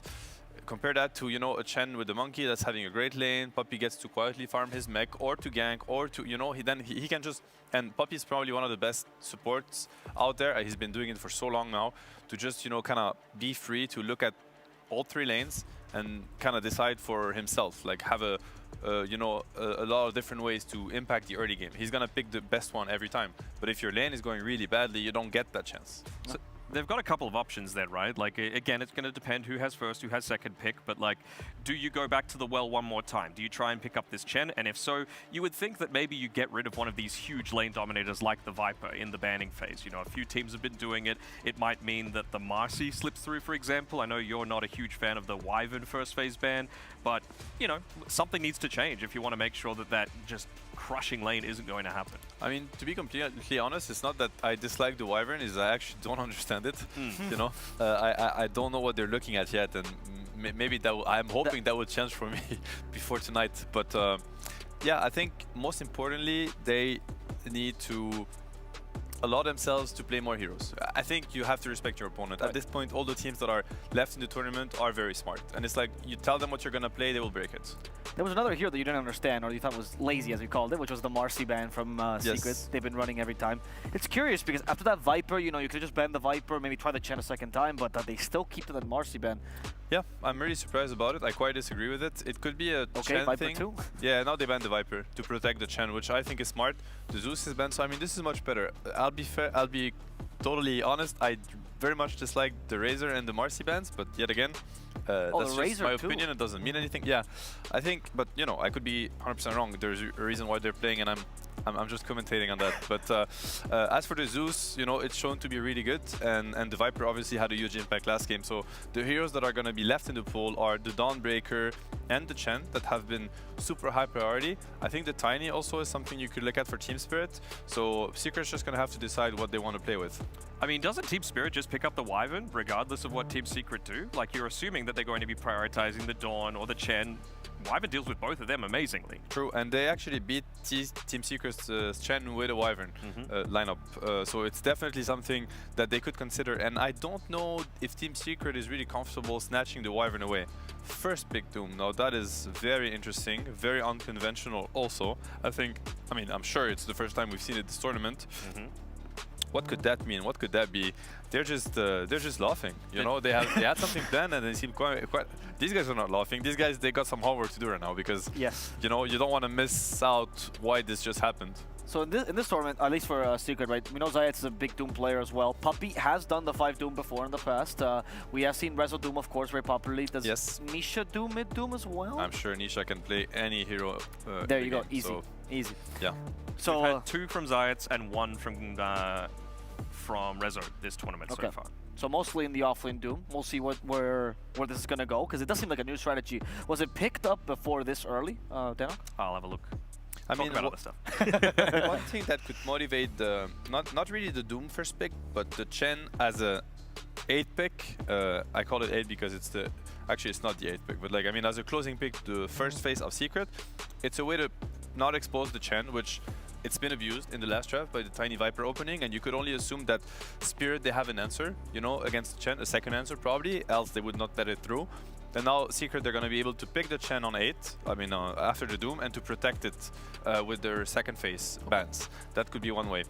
I love the Monkey pick versus the Doom for many reasons. Monkey support bullies Doom in a one-on-one situation.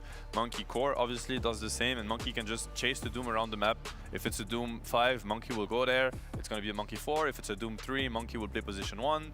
And in the game, it's just a really good hero against Doom. Several reasons. You can place the Wukong, and Doom feels uncomfortable kind of going into the ring and, you know, the Wukong to place the Doom because he will just die doing so. Monkey, one of the few heroes that can fight through a Doom also, just, you know, right clicks and getting the Jingu. Just a great counter to Doom. I think both of these teams are just trying to like out-mind game each other, right? Because Team Spirit, they can play the Monkey King in a couple of roles. You can play the Wyvern in 3 different roles on their team, both supports as well as mid. And even the Doom, 3 different roles Team Secret have been playing it on. So we've seen it a couple of times on Puppey, and of course the other 2 that we mentioned previously. So I want to see if that's the avenue that they want to go down, like try and bait out this Monkey King, which is of course a fantastic matchup against the Doom. But if it's just a position 5 Doom, what does it really matter? And I feel like we're reaching, you know, the la crème de la crème, as we say in French. Like, you know, really the best that you get out of the draft, because there's so many mind games. Teams know each other so well by now. You know, this Wyvern pick, it blocks the Chen pick. So Puppey is now asking himself, do I want to Chen into the Wyvern anyways, or do I switch it up? And so Team Spirit, they successfully managed to not plan the Chen and have, you know, Secret not pick the Chen while getting a combo that they should be really happy with. I mean, Wyvern and Monkey, great heroes, good against Doom. Wyvern can just curse the BKB Doom to disengage, you know, and obviously embrace the target that has gotten Doom. So great hero against Doom, great synergy also, you know, the curse into the Wukong, into the stacks for the Monkey. I love the opening by Spirit. I think it's really brilliant. And, you know, keep in mind that they have second pick. So their second phase is usually stronger even than their first phase. And I feel like they did really well already in the first phase. Here's the puck pick by Secret. That's going to be their 8th.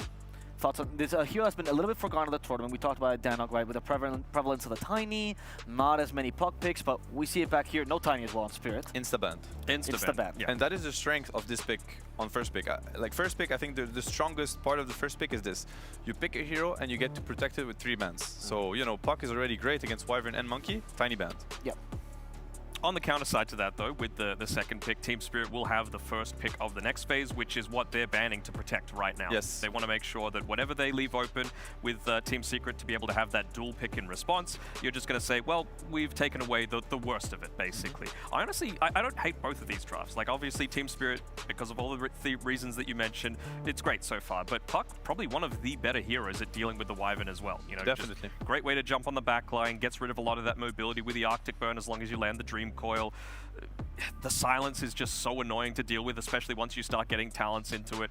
So yeah, it's a little bit tricky to play this Wyvern this game in particular. And it's a way to... No, sorry, go ahead. No, please. No, it's like, I was just going to mention that because I was building the point where Wyvern is gonna help deal with the Doom, but you know, it's this concept of like, sure, you counter the counter. It's like now, it's kind of bringing pieces, right? It's like, okay, you got a Doom, I got a Wyvern. All right, you got a Wyvern, I got a Puck. So now your Wyvern is gone from the equation, my Doom is back on the table. It's a nice way to, you know, kind of counter each other's and make sure that my first pick Doom is still gonna be potent. Yeah, and just on your point from previously, look at the bans immediately after the Puck. Tiny, it's all right in the lane, but it's the mid-game that it's really starting to pop off. Yep. Ember Spirit, even though the win rate is terrible this tournament, it's great against the Puck in the lane. So maybe they'll go down the route of the Kunkka, something that Toronto Tokyo has shown potential of playing before. Maybe they go back into the Pangolier with the ban again, just because it's, again, a lot of physical damage against a low armor hero in the laning stage. Could be anything. I'm curious as well about how the Puck matchup goes against the Monkey King, right? We've talked about the Monkey being the other counter to Doom. Is that good against the Monkey King? I mean, it can escape the Wukong's command, but the stun can come from trees. Both can be decent against each other's. I'd say it's a little bit more Puck favored. Okay. You know, it's quite easier to see how Puck would mess with a Monkey. You know, the silence, obviously very evasive hero. At the same time, Monkey is one of the few carries that has like an instant stun on Puck. You can stun him from the trees. If you have follow-up, I wouldn't say it's the worst matchup for Monkey, but you know, it's definitely not a bad hero to pick Puck into. Sure. But I don't think Monkey is. It's not a terrible Monkey game anymore. It's not like you're playing versus a Bad Strider, for instance. That would be like much worse. I've seen some people that like to deviate the Monkey King into more of a supporting role, because then could be that too. You abuse the stun, right? We've seen a lot of Orchid Monkey Kings, for example, from the trees. And Mira, very comfortable Monkey King player. Yeah. Exactly. There's the Scarlet Mage as well to protect the Puck 100%, Ember as well. We still have Hexers in the pool though, and I know EU loves their Shaman. Do you think we can see that for Team Spirit, Denok, or is it too revealing of the Monkey King flex? I don't think it's too revealing. I'm a little bit worried that as a Shaman, until you get that Blink Dagger, you are a little bit more vulnerable. But there's your answer. Instant stun. Well, it is still open, right? Because Mipashka is one of the few players that have looked at the Rubik position 5, so it could still be a Monkey 4, a Wyvern mid, and a Rubik. So even though, for that team specifically, nothing is locked yet. I think with the Wyvern, like, you can run it mid, right? But I feel like Puck is one of the better heroes, at least, of being able to deal with you. Like, even once you got your Aghanim Scepter, as long as you land that Dream Coil and you've got some damage to be able to punish the Wyvern, you don't have a ton of stats. You can get burst down pretty quickly. So the option's there, but I'm a little bit more hesitant about it. So if Monkey King is a better core right now, looking at this draft, right? Do you deviate the Doom into maybe a 5 position so you avoid that lane matchup as well? You still have a useful Doom there? It's a possibility, for sure. Most likely they would look at a 4, I would say. I mean, I'm sure Puppy can play it, but it's more like Zayak is probably really wanting to play it. Yeah, sure. He's one of the best, you know, post 4 Dooms. He's played at this tournament and with great success. So he's probably like trying to convince Puppy. Sure, it could be good as a 5, but I think it's even better as a 4, you know. And down the Jakiro comes. So most likely we're going to see the Doom, you know, play in the offlane. And the Monkey, I mean, once again, it's about, you know, re-enabling your heroes that got disabled by the enemy draft. It's like, sure, you have a Monkey versus a Doom and it can get rough, but what if Resolution is playing a Bat Rider or a Venomancer? Now this Monkey doesn't get to threaten the Doom as much, and now the lane turned again. So there are ways to protect the Doom pick still for Team Secret. Just wondering with this Jakiro, if it might even be a position 4? No, not a +3. Are you sure? There's no chance? I mean, it does destroy the Monkey King completely. It does a really good job against the Monkey King, for sure. But, well, maybe might be the 3 Jakiro. I mean, you were talking before, Seb, about how you use the Cold Embrace coming through to be able to protect against the Doom. But now you just lay a Macro Pyre on top of it. You lay all of your high magic over time spells. It wouldn't be a terrible +3 game. I love the Ench pick, and that's exactly what I was mentioning before this draft started. It's like I wanted Secret to, you know, kind of get away from, you know, not be stuck with the heroes that have brought them here. Of course, it was, you know, a lot about the heroes, but mainly about the players, and they've proved that. They're playing incredibly well. You know, I'm assuming this could be a Puppy Ench. It could be a Rezo Jakiro, by the way. Very good hero against the Monkey. With farm, very good also against the Winter Wyvern. You know, you buy the Witchblade. You have a lot of ways to scale into that. And the Puppy Ench, probably one of the best Ench players out there, as well as the Chen. And of course, you know, Wyvern counters Chen. It is true in the sense that you get a lot of creeps. It's gonna kind of turn against you, of course, because of the Winter's Curse, but Wyvern does nothing to Ench. Ench bullies Wyverns, actually, and Ench also has pure damage to go on the Embrace. It's the same kind of style. Puppy's gonna secure the lane, pressure heavily the game. But now, you know what I mean? Like, I think they really adapted well to what Team Spirit is trying to do. So really high level drafting from both teams right now. Yeah, but even now, Team Spirit, they're going back and adapting to Team Secret. Like, they're going with the Void Spirit, you know, one of those Yule Scepter builders. So now they've got multiple ways of that instant catch for the puck.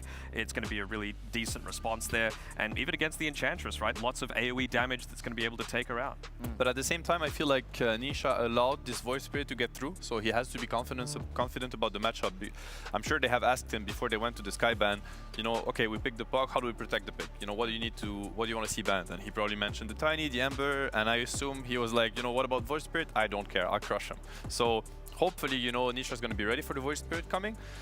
I love it when two, you know, players of that caliber both think they're right. Yes. It's going to be down to Dota. It's classic 50-50 matchups. You know, who is better, Void or Puck? Depends on who I'm playing, right? That's what mid laners Probably would both say. said, I'll crush the Puck, I'll crush the Void Spirit. Exactly. So please, have Show the us. fight. We're watching. Yeah. You know, to our greatest pleasure.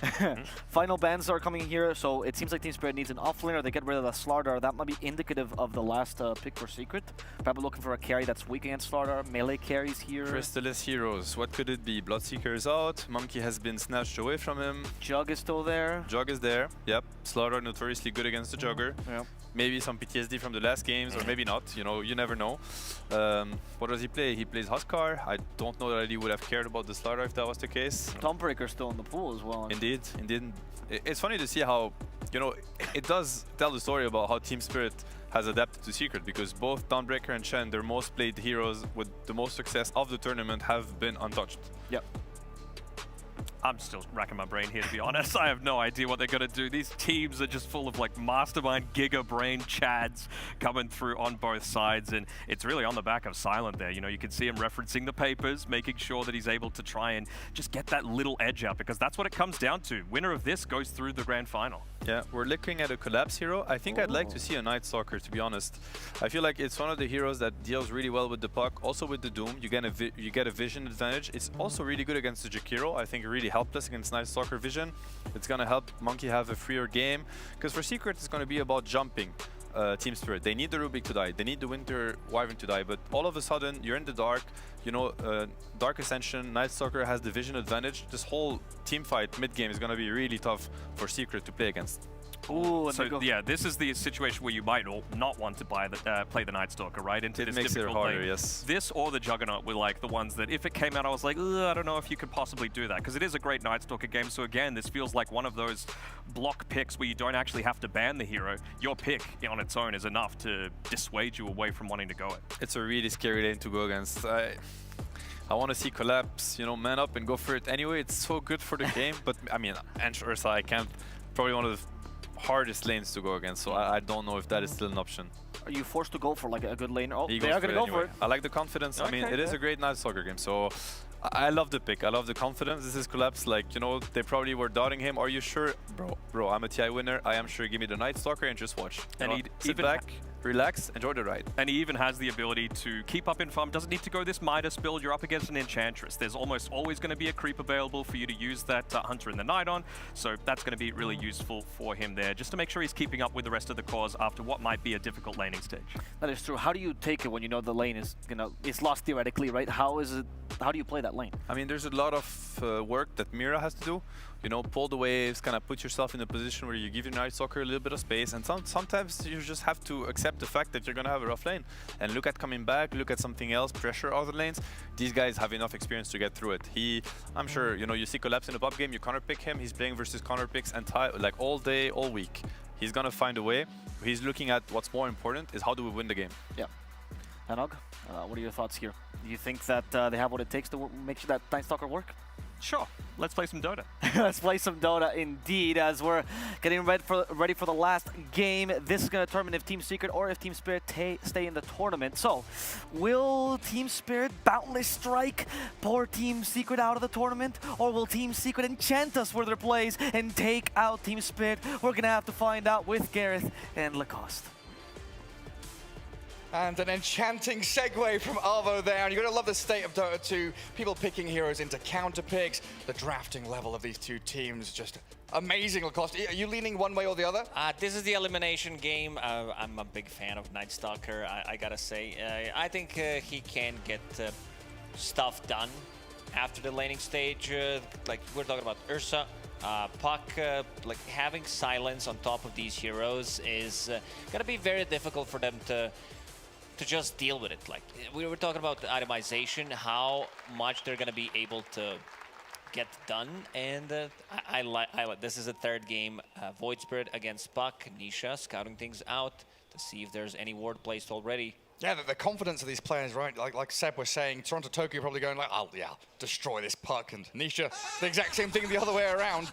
And of course, Collapse picking that Night Stalker into an atrocious lane, but we've seen this previously, right? Where we've had some of these melee heroes against the Monkey King, you know, actually get away with it with some lane equilibrium shifting from their position 4. Both offlaners don't want to play the lane. Position 4s will need to drag the creep wave closer to the tower, and okay, a little bit of a pause here. Yeah, we'll get ourselves back underway shortly. Sort out whatever issue there may be. But who was it? It was LGD that had some lane matchup that was going to be a struggle, but they broke out of it, didn't they? It was against Nigma Galaxy. It was Doom plus Earth Spirit playing against Monkey King, and they found a way. And then they completely ruined Monkey, forcing him to get Hand of Midas and losing a game. We'll see if Spirit can do a similar job here. A lot of the time, what I feel about Ursa is similar to how I feel about the Troll, is where it looks like a good pick, but then the hero doesn't get anything done in the game. There's way too many counters, too much kiting. Yule Scepters, Habit's Halberd. Even the Crippling Fear, if Night Stalker can get on top of him. And Puppy taking a tremendous amount of damage early on, but I'll be a Tango eaten and wanders back to lane. And it feels like we've started seeing a shift in these warding patterns, right? We talked about the Chinese teams at LAN, PSG.LGD in particular, that international play between teams. And we're seeing a lot more of these triangle wards early on.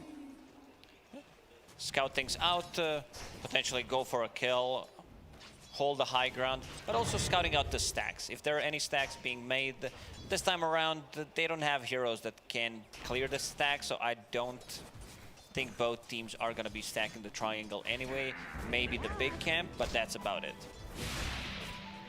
Crystallis playing forward with the Earth Shock, keeping Mira away.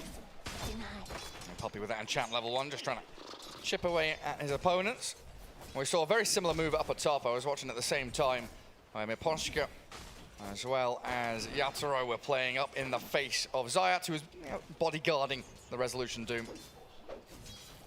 Very similar lanes on both sides. Monkey and Ursa. The archetype of hero that lane dominated with the stacks and the damage. Ursa did play very aggressive first wave. I don't think they won that trade battle. Collapse making adjustment on his item build.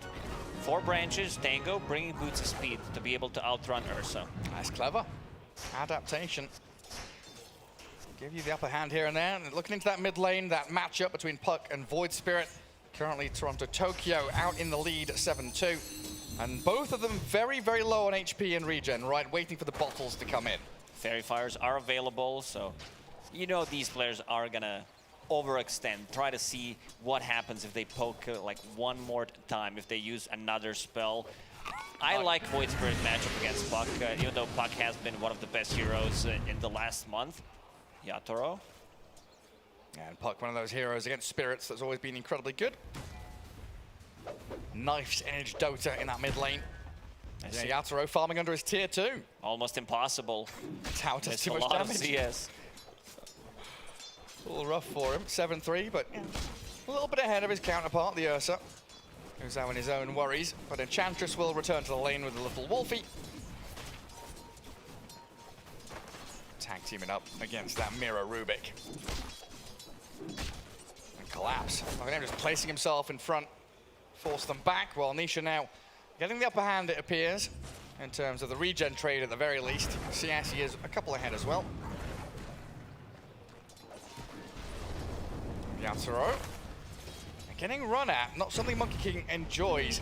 He wants to be the one doing the running at, not being, as Mira getting found out by Crystallis and Puppy. The impetus, no, he stops. Stutter steps. Last second, gets the magic stick off. Still, Collapse, 15 CS, very impressive. Doom on top of CS.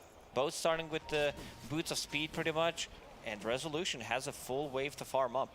Yeah, it's beautiful stuff. We saw him in game 1 as well, be incredibly farmed, getting the most out of his lane. Zayat did a very good job playing with the enemy creep equilibrium. We saw Yatoro struggling to get some CS underneath the tower.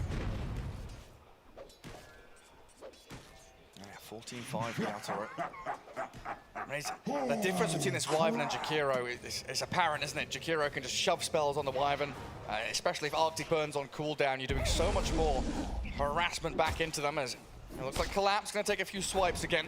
He does have those boots, like you mentioned, to deal with that kind of aggression, so he's able to get himself away from them. His Mira was going to grab the Water Rune. Toronto Tokyo bottles the top one, so no refill for Nisha. Big moves from Mira, securing the lane from Night Stalker, keeping back, not dying, using the stop function, very powerful. Still gonna die though. Oh, maybe not. They find him in the end. Puppey with a final touch, but a good attempt by Mira to drag the Ursa away. But Puppey well positioned there. Collapse also tried to use Void on neutral camp, so maybe they get in and get the deny, but didn't happen. Also, I put it out to Mira because he TP'd mid, refilled the bottle, also secured the rune for Void Spirit, which is pretty good. Still, Puck having a good time. This time around, they didn't belong to small camp, so Nisha will be farming that one as well. Time for some vengeance here, maybe. Oh, Puppey, tanky enough.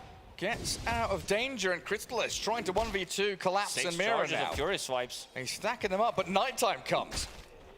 The clock strikes 12, and Collapse, a stroke of midnight, speedy. Maybe even going to turn here with a Fade Bolt. Collapse is he looking for Enchantress? She's nowhere nearby. She's already bailed on this bottom lane. Looks like it might be wave dragging, farming in between tier 1 and tier 2. Collecting as much farm as he possibly can. Radiant's bottom tower He drags it to the small camp. Pulls it across. Well, Nature takes a beating there. Miposhka, Yatoro. It's just constant harassment out of this Jakiro and the Doom. He's got phase boots up on Resolution already. Monkey King does struggle against the attack speed, overtime damage. There's no Scorched Earth, but when that's back online, they might start to play a bit more aggressive. Yeah, they can throw the Infernal Blade in towards them. Another dual breath will take Miposhka low.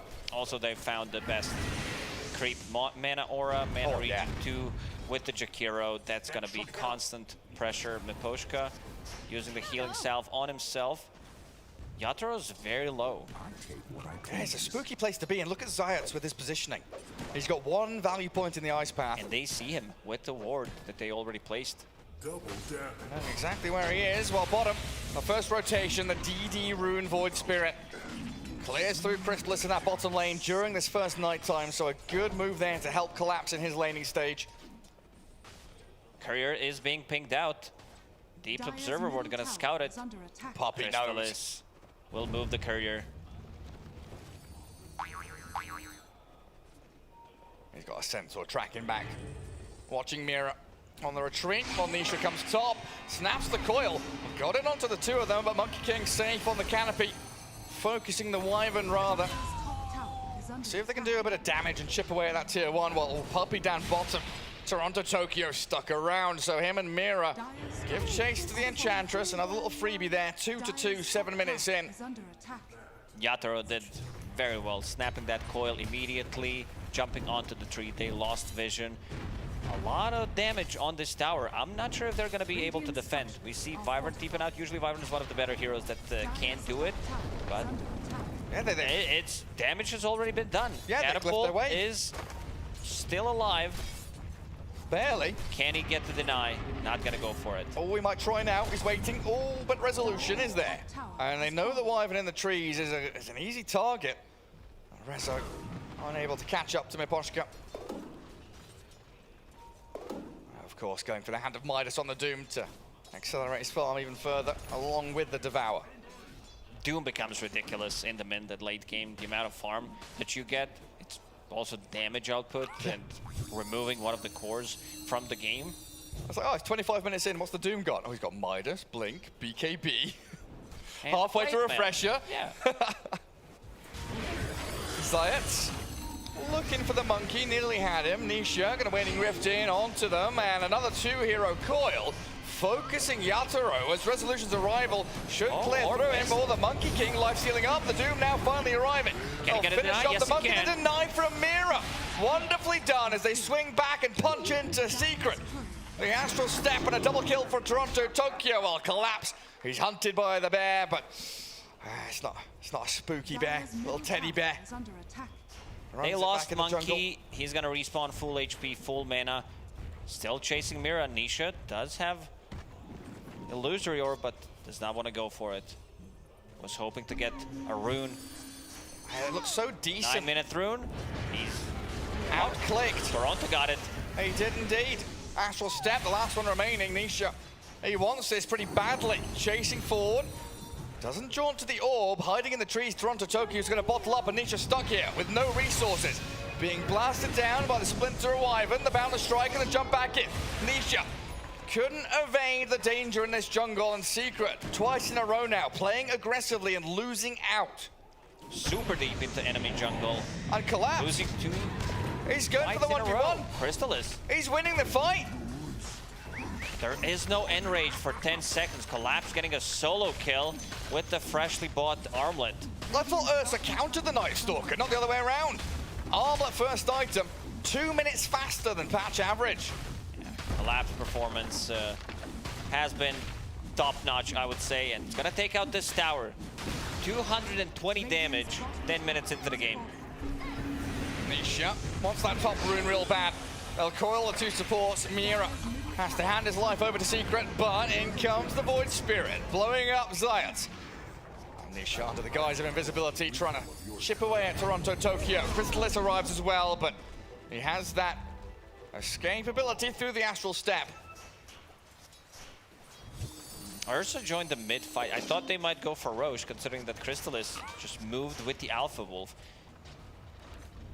Maybe Alpha Wolf could have tanked Roshan. He does have a Morbid Mask for sustain. Furious Swipes were available. Still respecting Wyvern and also Void Spirit. Night Stalker, no HP whatsoever. Needs to go back to base and heal up. Was that Monkey King buying the tome? Feels like I think he did, because he was level 6, 10 minutes into the game. I mean, Rubik and Wyvern already level 6, so they're all right. Give the Monkey King a little bit of a leg up to catch up to where he needs to be. Currently bottom of the cores in net worth. And Yatoro trying to get that Echo Saber up online. Playing down into the bottom Rezo jungle. loves using this voice line. Yeah, he does. I think he can use it sarcastically, he can use it genuinely. Those are the best lines. Multiple contexts you can use them in. Spirit smoking out of their tier 1 mid, but it is spotted. As Zayat's pinging it out. They caught a glimpse of them moving. And Puppy's going to tank it. Look where he's standing. Well, he moves away from the staircase. He wants to go Those farm. creeps look juicy. That small camp, extra 20 gold. But this could mean that Nisha dies. He gets the phase shift out, jaws to the orb, very quickly removes himself from the bottom lane, but he's got so many heroes chasing him. Puppy tries to heal up Nisha. The Witness Curse comes through though. They get the coil out, but the puck about to die. Miposhka and Yatoro, along with the rest of the Spirit, aiming towards the Enchantress of Puppy at this point. No escape available. Resolution and Zayat were kind of getting close to that fight, but not fast enough.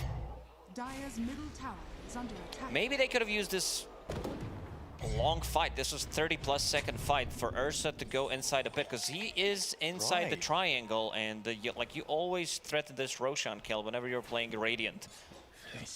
Yeah, a bit of missynchronization there in terms of the macro play, that map control. Even if you lose that fight, if you get Aegis, it can be worthwhile. Ice Path and Macro Pyre expended by Zayat to kill Miposhka. Get rid of that Winter Wyvern. Oh, look at how aggressively Toronto Tokyo's playing. He's feeling himself. Don't mind me. There's about 300 net worth behind the puck, but doesn't seem to matter that much. He'll get himself that Yule Scepter shortly. And a Fairy Trinket. going for Yule Scepter, kind of a natural build-up whenever you play against Puck, and now you even get more benefit because you want to buy time inside the coil, dispel the silence, and also against Ursa's Enrage, it's also a setup for your Remnant, so perfect item. Ah, spot on. What's the move from Secret then? Because it feels like they're being smoked at, run at, ganked at. Do they sit and wait and try and fight back, or do they make a play of their own? They're still 3k gold ahead of Team Spirit. Waiting for the Fusel Blade. I think then it's a go time. Dire using a scan, knowing exactly where they are. They lift him, they catch him. The stolen coil was that, in onto the Puck and the Enchantress. The green lines show it's the Rubik's catch and kill potential from Mira. Finding Nisha and Puppey. Night vision. Miposhka using Arctic Burn immediately. Scouts things out, and then Night Stalker also with his unobstructed vision. The perfect move. Secret being caught unawares. And this is now control of the Roche pit, pushing mid-tier 1. Shoving Secret away from their triangle there. As you can see, 3 heroes offset from the triangle on the left-hand side of the map. Trying to rally themselves into a position where they can maybe defend the mid-tier 1. That is nasty business though. A Puck TP will force the Team Spirit boys back now, but Mira is the only one caught in the coil, and Nisha's jumped forward aggressively. A great curse. A kill on Mira comes out short, but you've lost your Nisha Puck now. Oh, jump out of Toronto Tokyo. He's doomed up, but he's slipping away. The grasp of Team Secret is slippery. Fine. They can't get any traction. Monkey King with a Wukong to the 3-man boundless. Yatoro, he's back to the high ground. Ursa can't deal with a cold embrace, so Secret, what do? You move forward aggressively, you're gonna lose resolution in a second. Toronto Tokyo dissimulates on him, collapse back in again, and down you go. Oh, what a team fight from Team Spirit, not losing a single hero. Miposhka coming in with a clutch Winter's Curse and then healing people up. Toronto Tokyo, not enough chase potential. They're still not done. Chrysalis as well.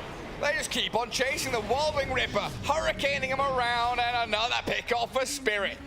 15-5. Sure, Secret have a mild net worth advantage, but the game definitely doesn't feel like it. Whenever you have Doom, you need to be able to chase them down, go onto that target and kill it.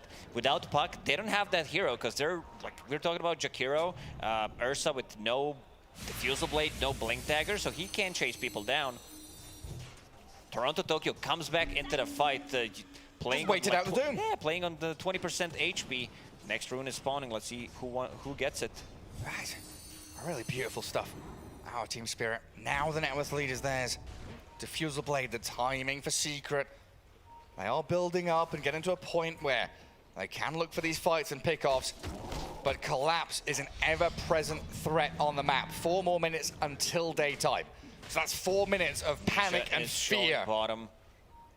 Can they get him? Not really. It's Monkey plus Rubik. Rubik has Enchant stolen. Not the best Rubik game in terms of like spell stolen. You would want to go for Dual Breath, Ice Path, potentially Doom, Rezo. Straight on him. He's gonna drop. Ice Path misses. They're also hunting the Puck. Nisha caught up. Will be able. Oh no, he won't. He's dead. I thought I could jaunt to the orb, but he's out of there. Zayas being pummeled into the ground by Team Spirit, and a double kill for Yatoro. Collapse having a perfect game. I love the itemization when he started in the lane, 4 branches, going for boots. That armlet allowing him to get a solo kill on Puppey. Ursa.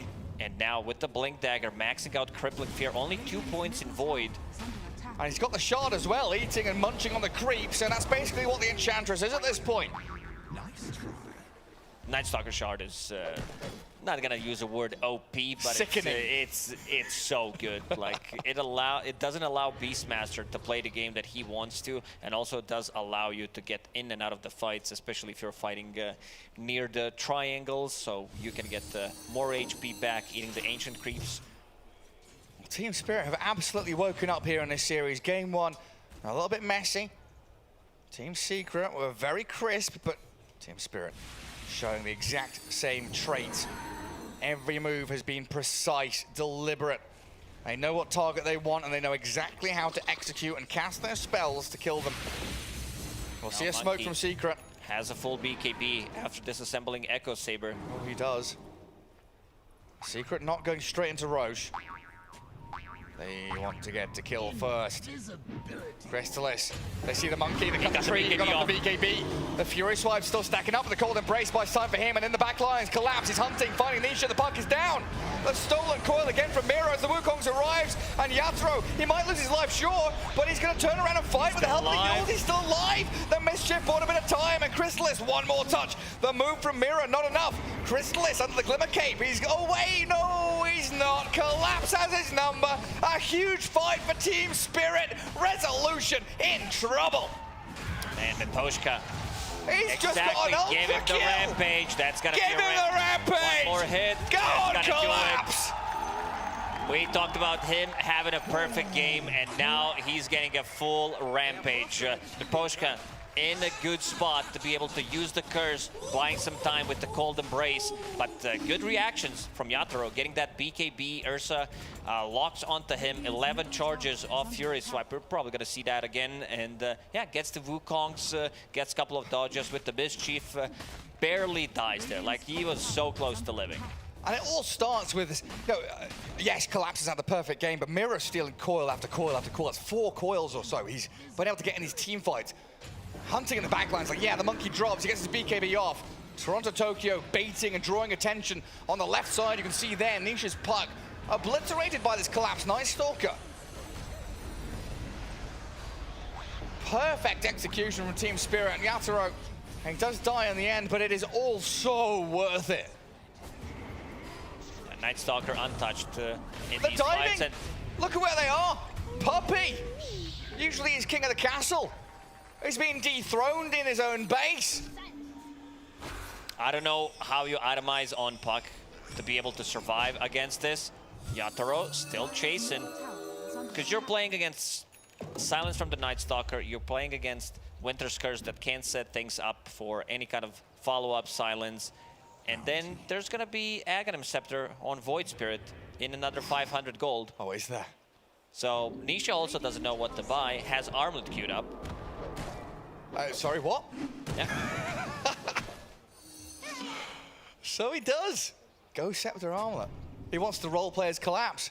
That's such a great game. We saw Spectre today with the Spirit Vessel, and now we might see Puck with Armlet. 2022, what a time to be alive. Nothing surprises me anymore. I mean, anything is possible.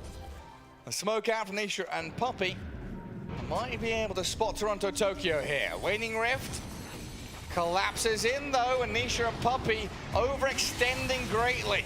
They bring Crystallis in, but he's dragged back by the telekinesis. Wukongs from Yatoro, gonna catch him with a boundless strike.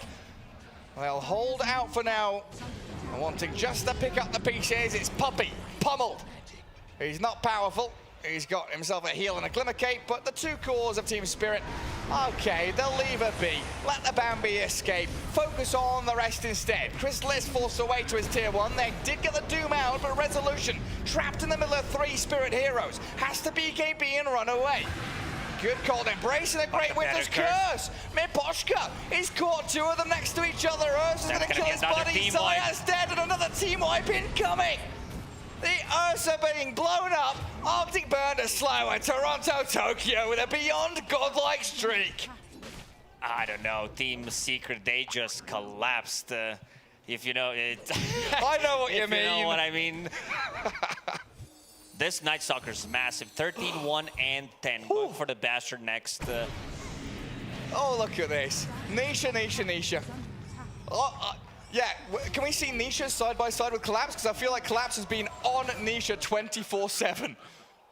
Stunned now. There's not much he can do except using the voice lines. Can we check the hero damage? I want to see how much damage Ursa has dealt in this game. I think when he walked onto Monkey King, that was like half of his damage in the fight. Yeah, 5.8. A third of Night Stalker's damage. Stolen Enchant, which thereby steals a creep from Puppy. And Roshan, unlocked by a couple of these kills. Team Spirit just waltzed straight into the pit. Nothing to stop them. Secret looking dejected. A 10k lead, 32-8. It has been a one-way street this entire game. Nisha thinking about what's going to happen in next 65 minutes. He had Divine Rapier, Butterfly queued up at one point. Yeah, he's just trolling.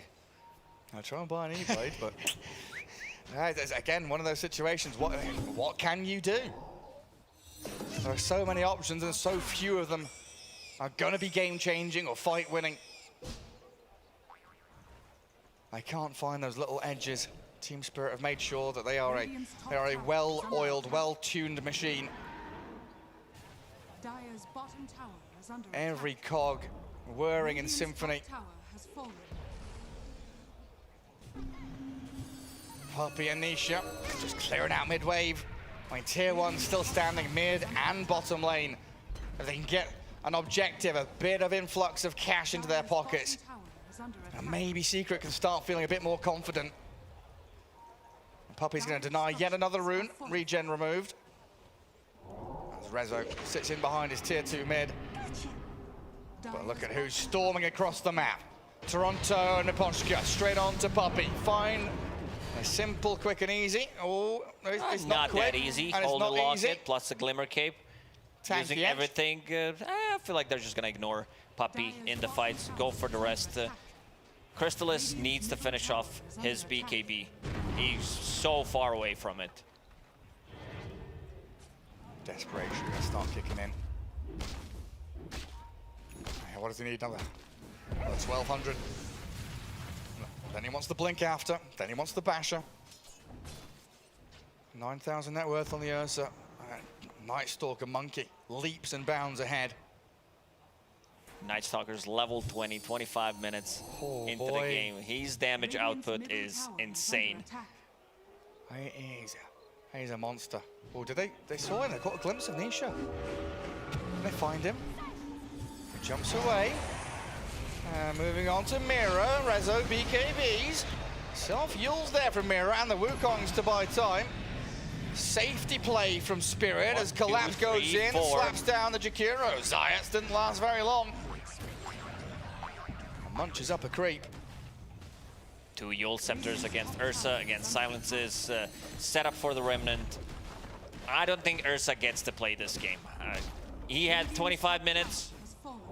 It's not going to get any easier for him. We're going to have to start rethinking how we talk about Dota 2, the position 1, 2, 3. You know, the carry from the offlane is becoming so much more prominent now. This Collapse is in this basically game. a solo kill. Yeah, just kill Crystallis, easy as you like. He's the carry now. Daedalus would have survived there. So he needs to upgrade, does he? Yeah. Go for the rebrand. Only level 1. Night Stalker all over the place. I don't think you can ask for a better game. Seb mentioned it on a panel. Looks like a godly Night Stalker game, and Collapse shows why. Yeah, boy, was he right. Dire Ward spots Puppey. But yeah, like you said, right? You can poke at him, you can prod. If you kill him, fine, but don't want to expend too much trying to take down the Enchantress. Puppey trying to pull himself with the Hurricane. Too much damage. Beyond godlike on him as well. We had a lot of these similar games today, Gary, where after 10, 15 minutes, you feel like how the game's gonna end, and it's all about pickoffs, getting that lead, getting even more lead, controlling Roshan, getting Aegis. Aegis gonna expire every minute. Knowing that your opponents are gonna have to do desperate split pushing, trying to defend their base, Jakiro inside the Wukongs. Cleared through by Mira and Yatoro. But you know that Team Secret, like you said, they've got a split push, they've got a puck, they're going to be hiding in trees, looking for that wave clear elsewhere on the map. So we could start to see the Tinker Wards. Night Stalker moving around with his vision. Get the catch on some of these sneakier heroes. Rapier's queued up again for Nisha. We'll see if he gets there. Collapse hunting in a position this time around, not going to find anything. Still a good attempt. If you get that one kill, you could turn it into something bigger. Bottom tier 2 could be cracked wide open. But the Radiant Ward, I think, spotted him incoming. He cuts the wave. 500 damage with Armaton during Dark Ascension. 20 odd minutes in. Top lane, taken over by Secret, though. They are getting a little more farm the past minute or two. As Team Spirit are playing tight together, looking for that clash, a big team fight around an objective like this bottom tower. I like what I see from Nisha. Queuing up double Divine Rapier with Ethereal Blade. It could be more as well. Yeah, one of the best combinations. E-Blade and then can attack him with the Divine Rapier. He's having fun. You can tell. Upgrade the Witchblade.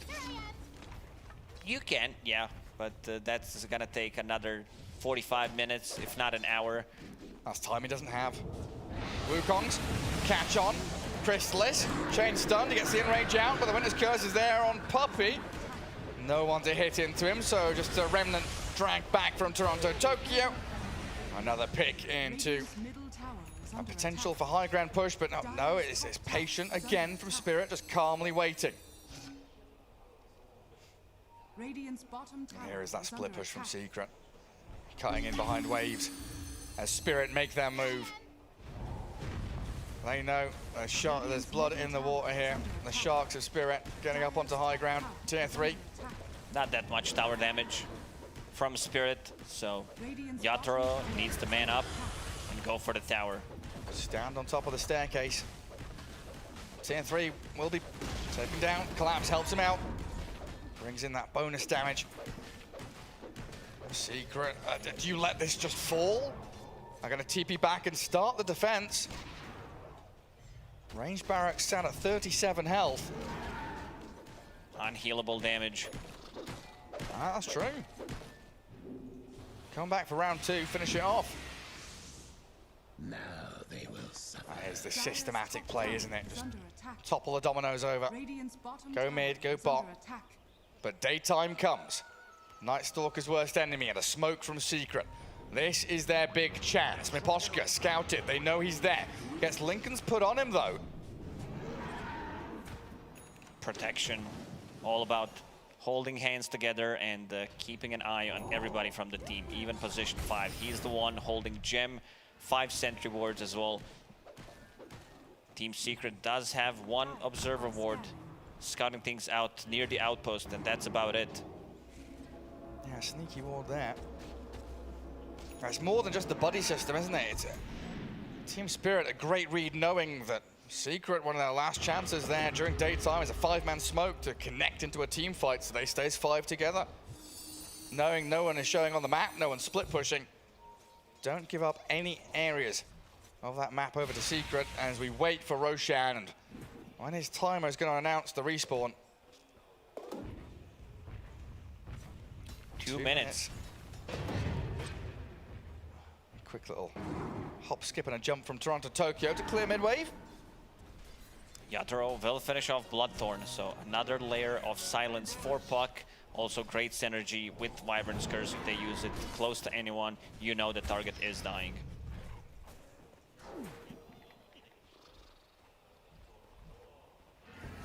Secret.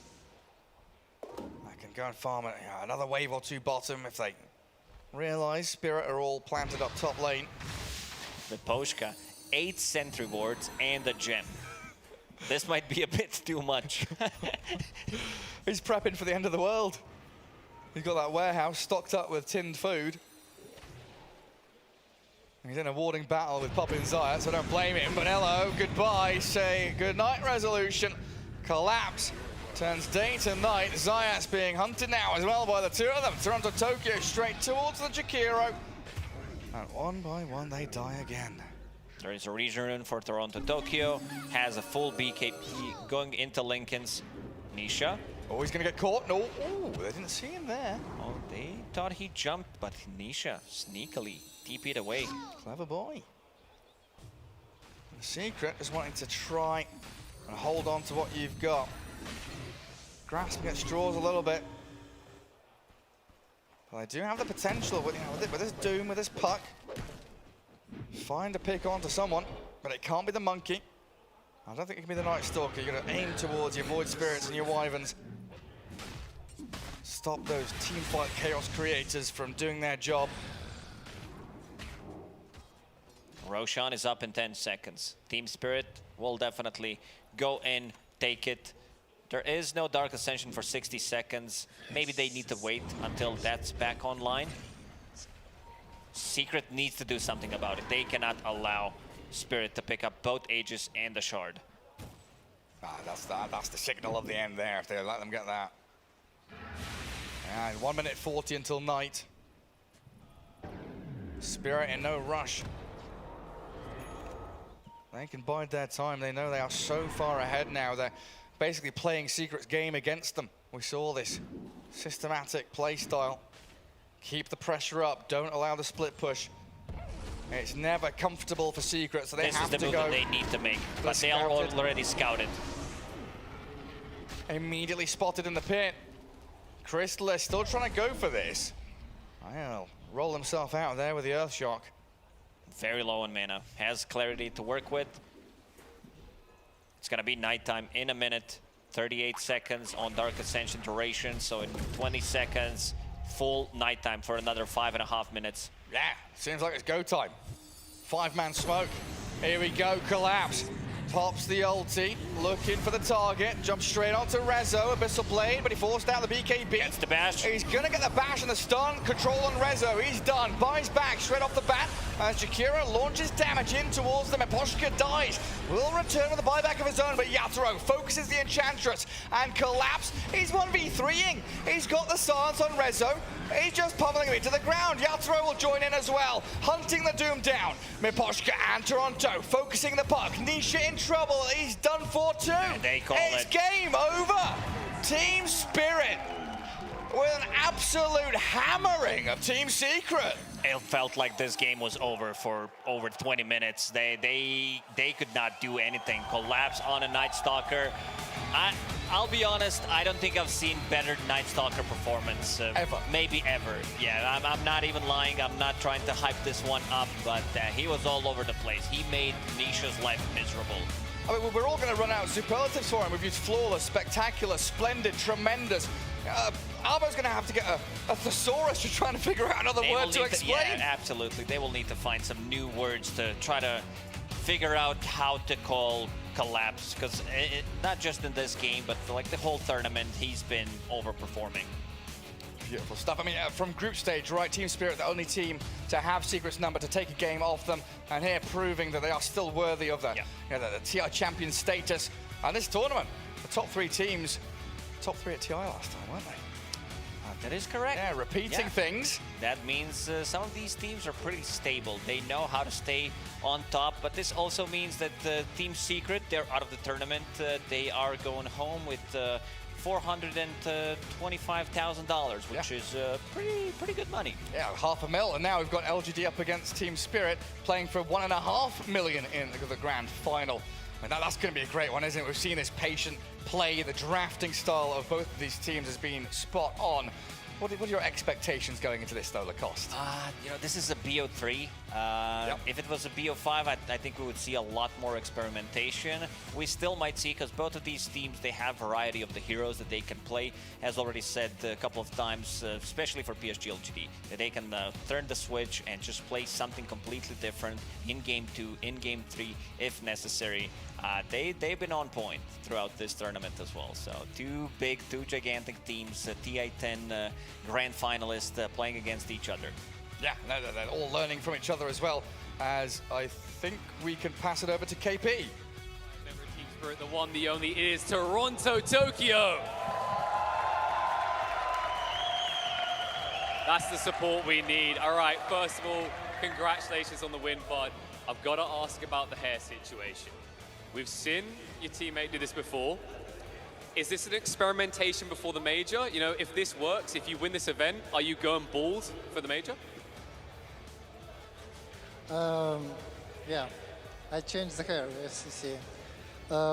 I had my barber in Moscow, the city I live, then I had to move to Belgrade, so I don't have the guy who will deal with my hair, you know. And I didn't do anything with my hair for a long time, and then I think, why not? I was bald once in my life before, and I liked it, and why not, yeah. اللاعب عندنا تورونتو طوكيو من فريق تيم سبيريت بعد فوز كان جدا قوي معنا في المسرح. السؤال الاول اللي كنا بنساله اياه انه هو حلق شعره صفر بسبه خسارتهم في الميجر الماضي، وهو كان السؤال متركز على انه هل حلاقتك هذه هي الشيء الاساسي اللي بيخليك تفوز الجيم ولا لا، لانه مجرد ما حلق شعره قدر انه يفوز المباريات كلها. لكن كان الجواب متركز على انه حلاقته الشعره كانت مجرد ان الحلاق حقه ما كان موجود، وقال خليني اجرب شيء جديد، ليش لا. And you know, also before I come here,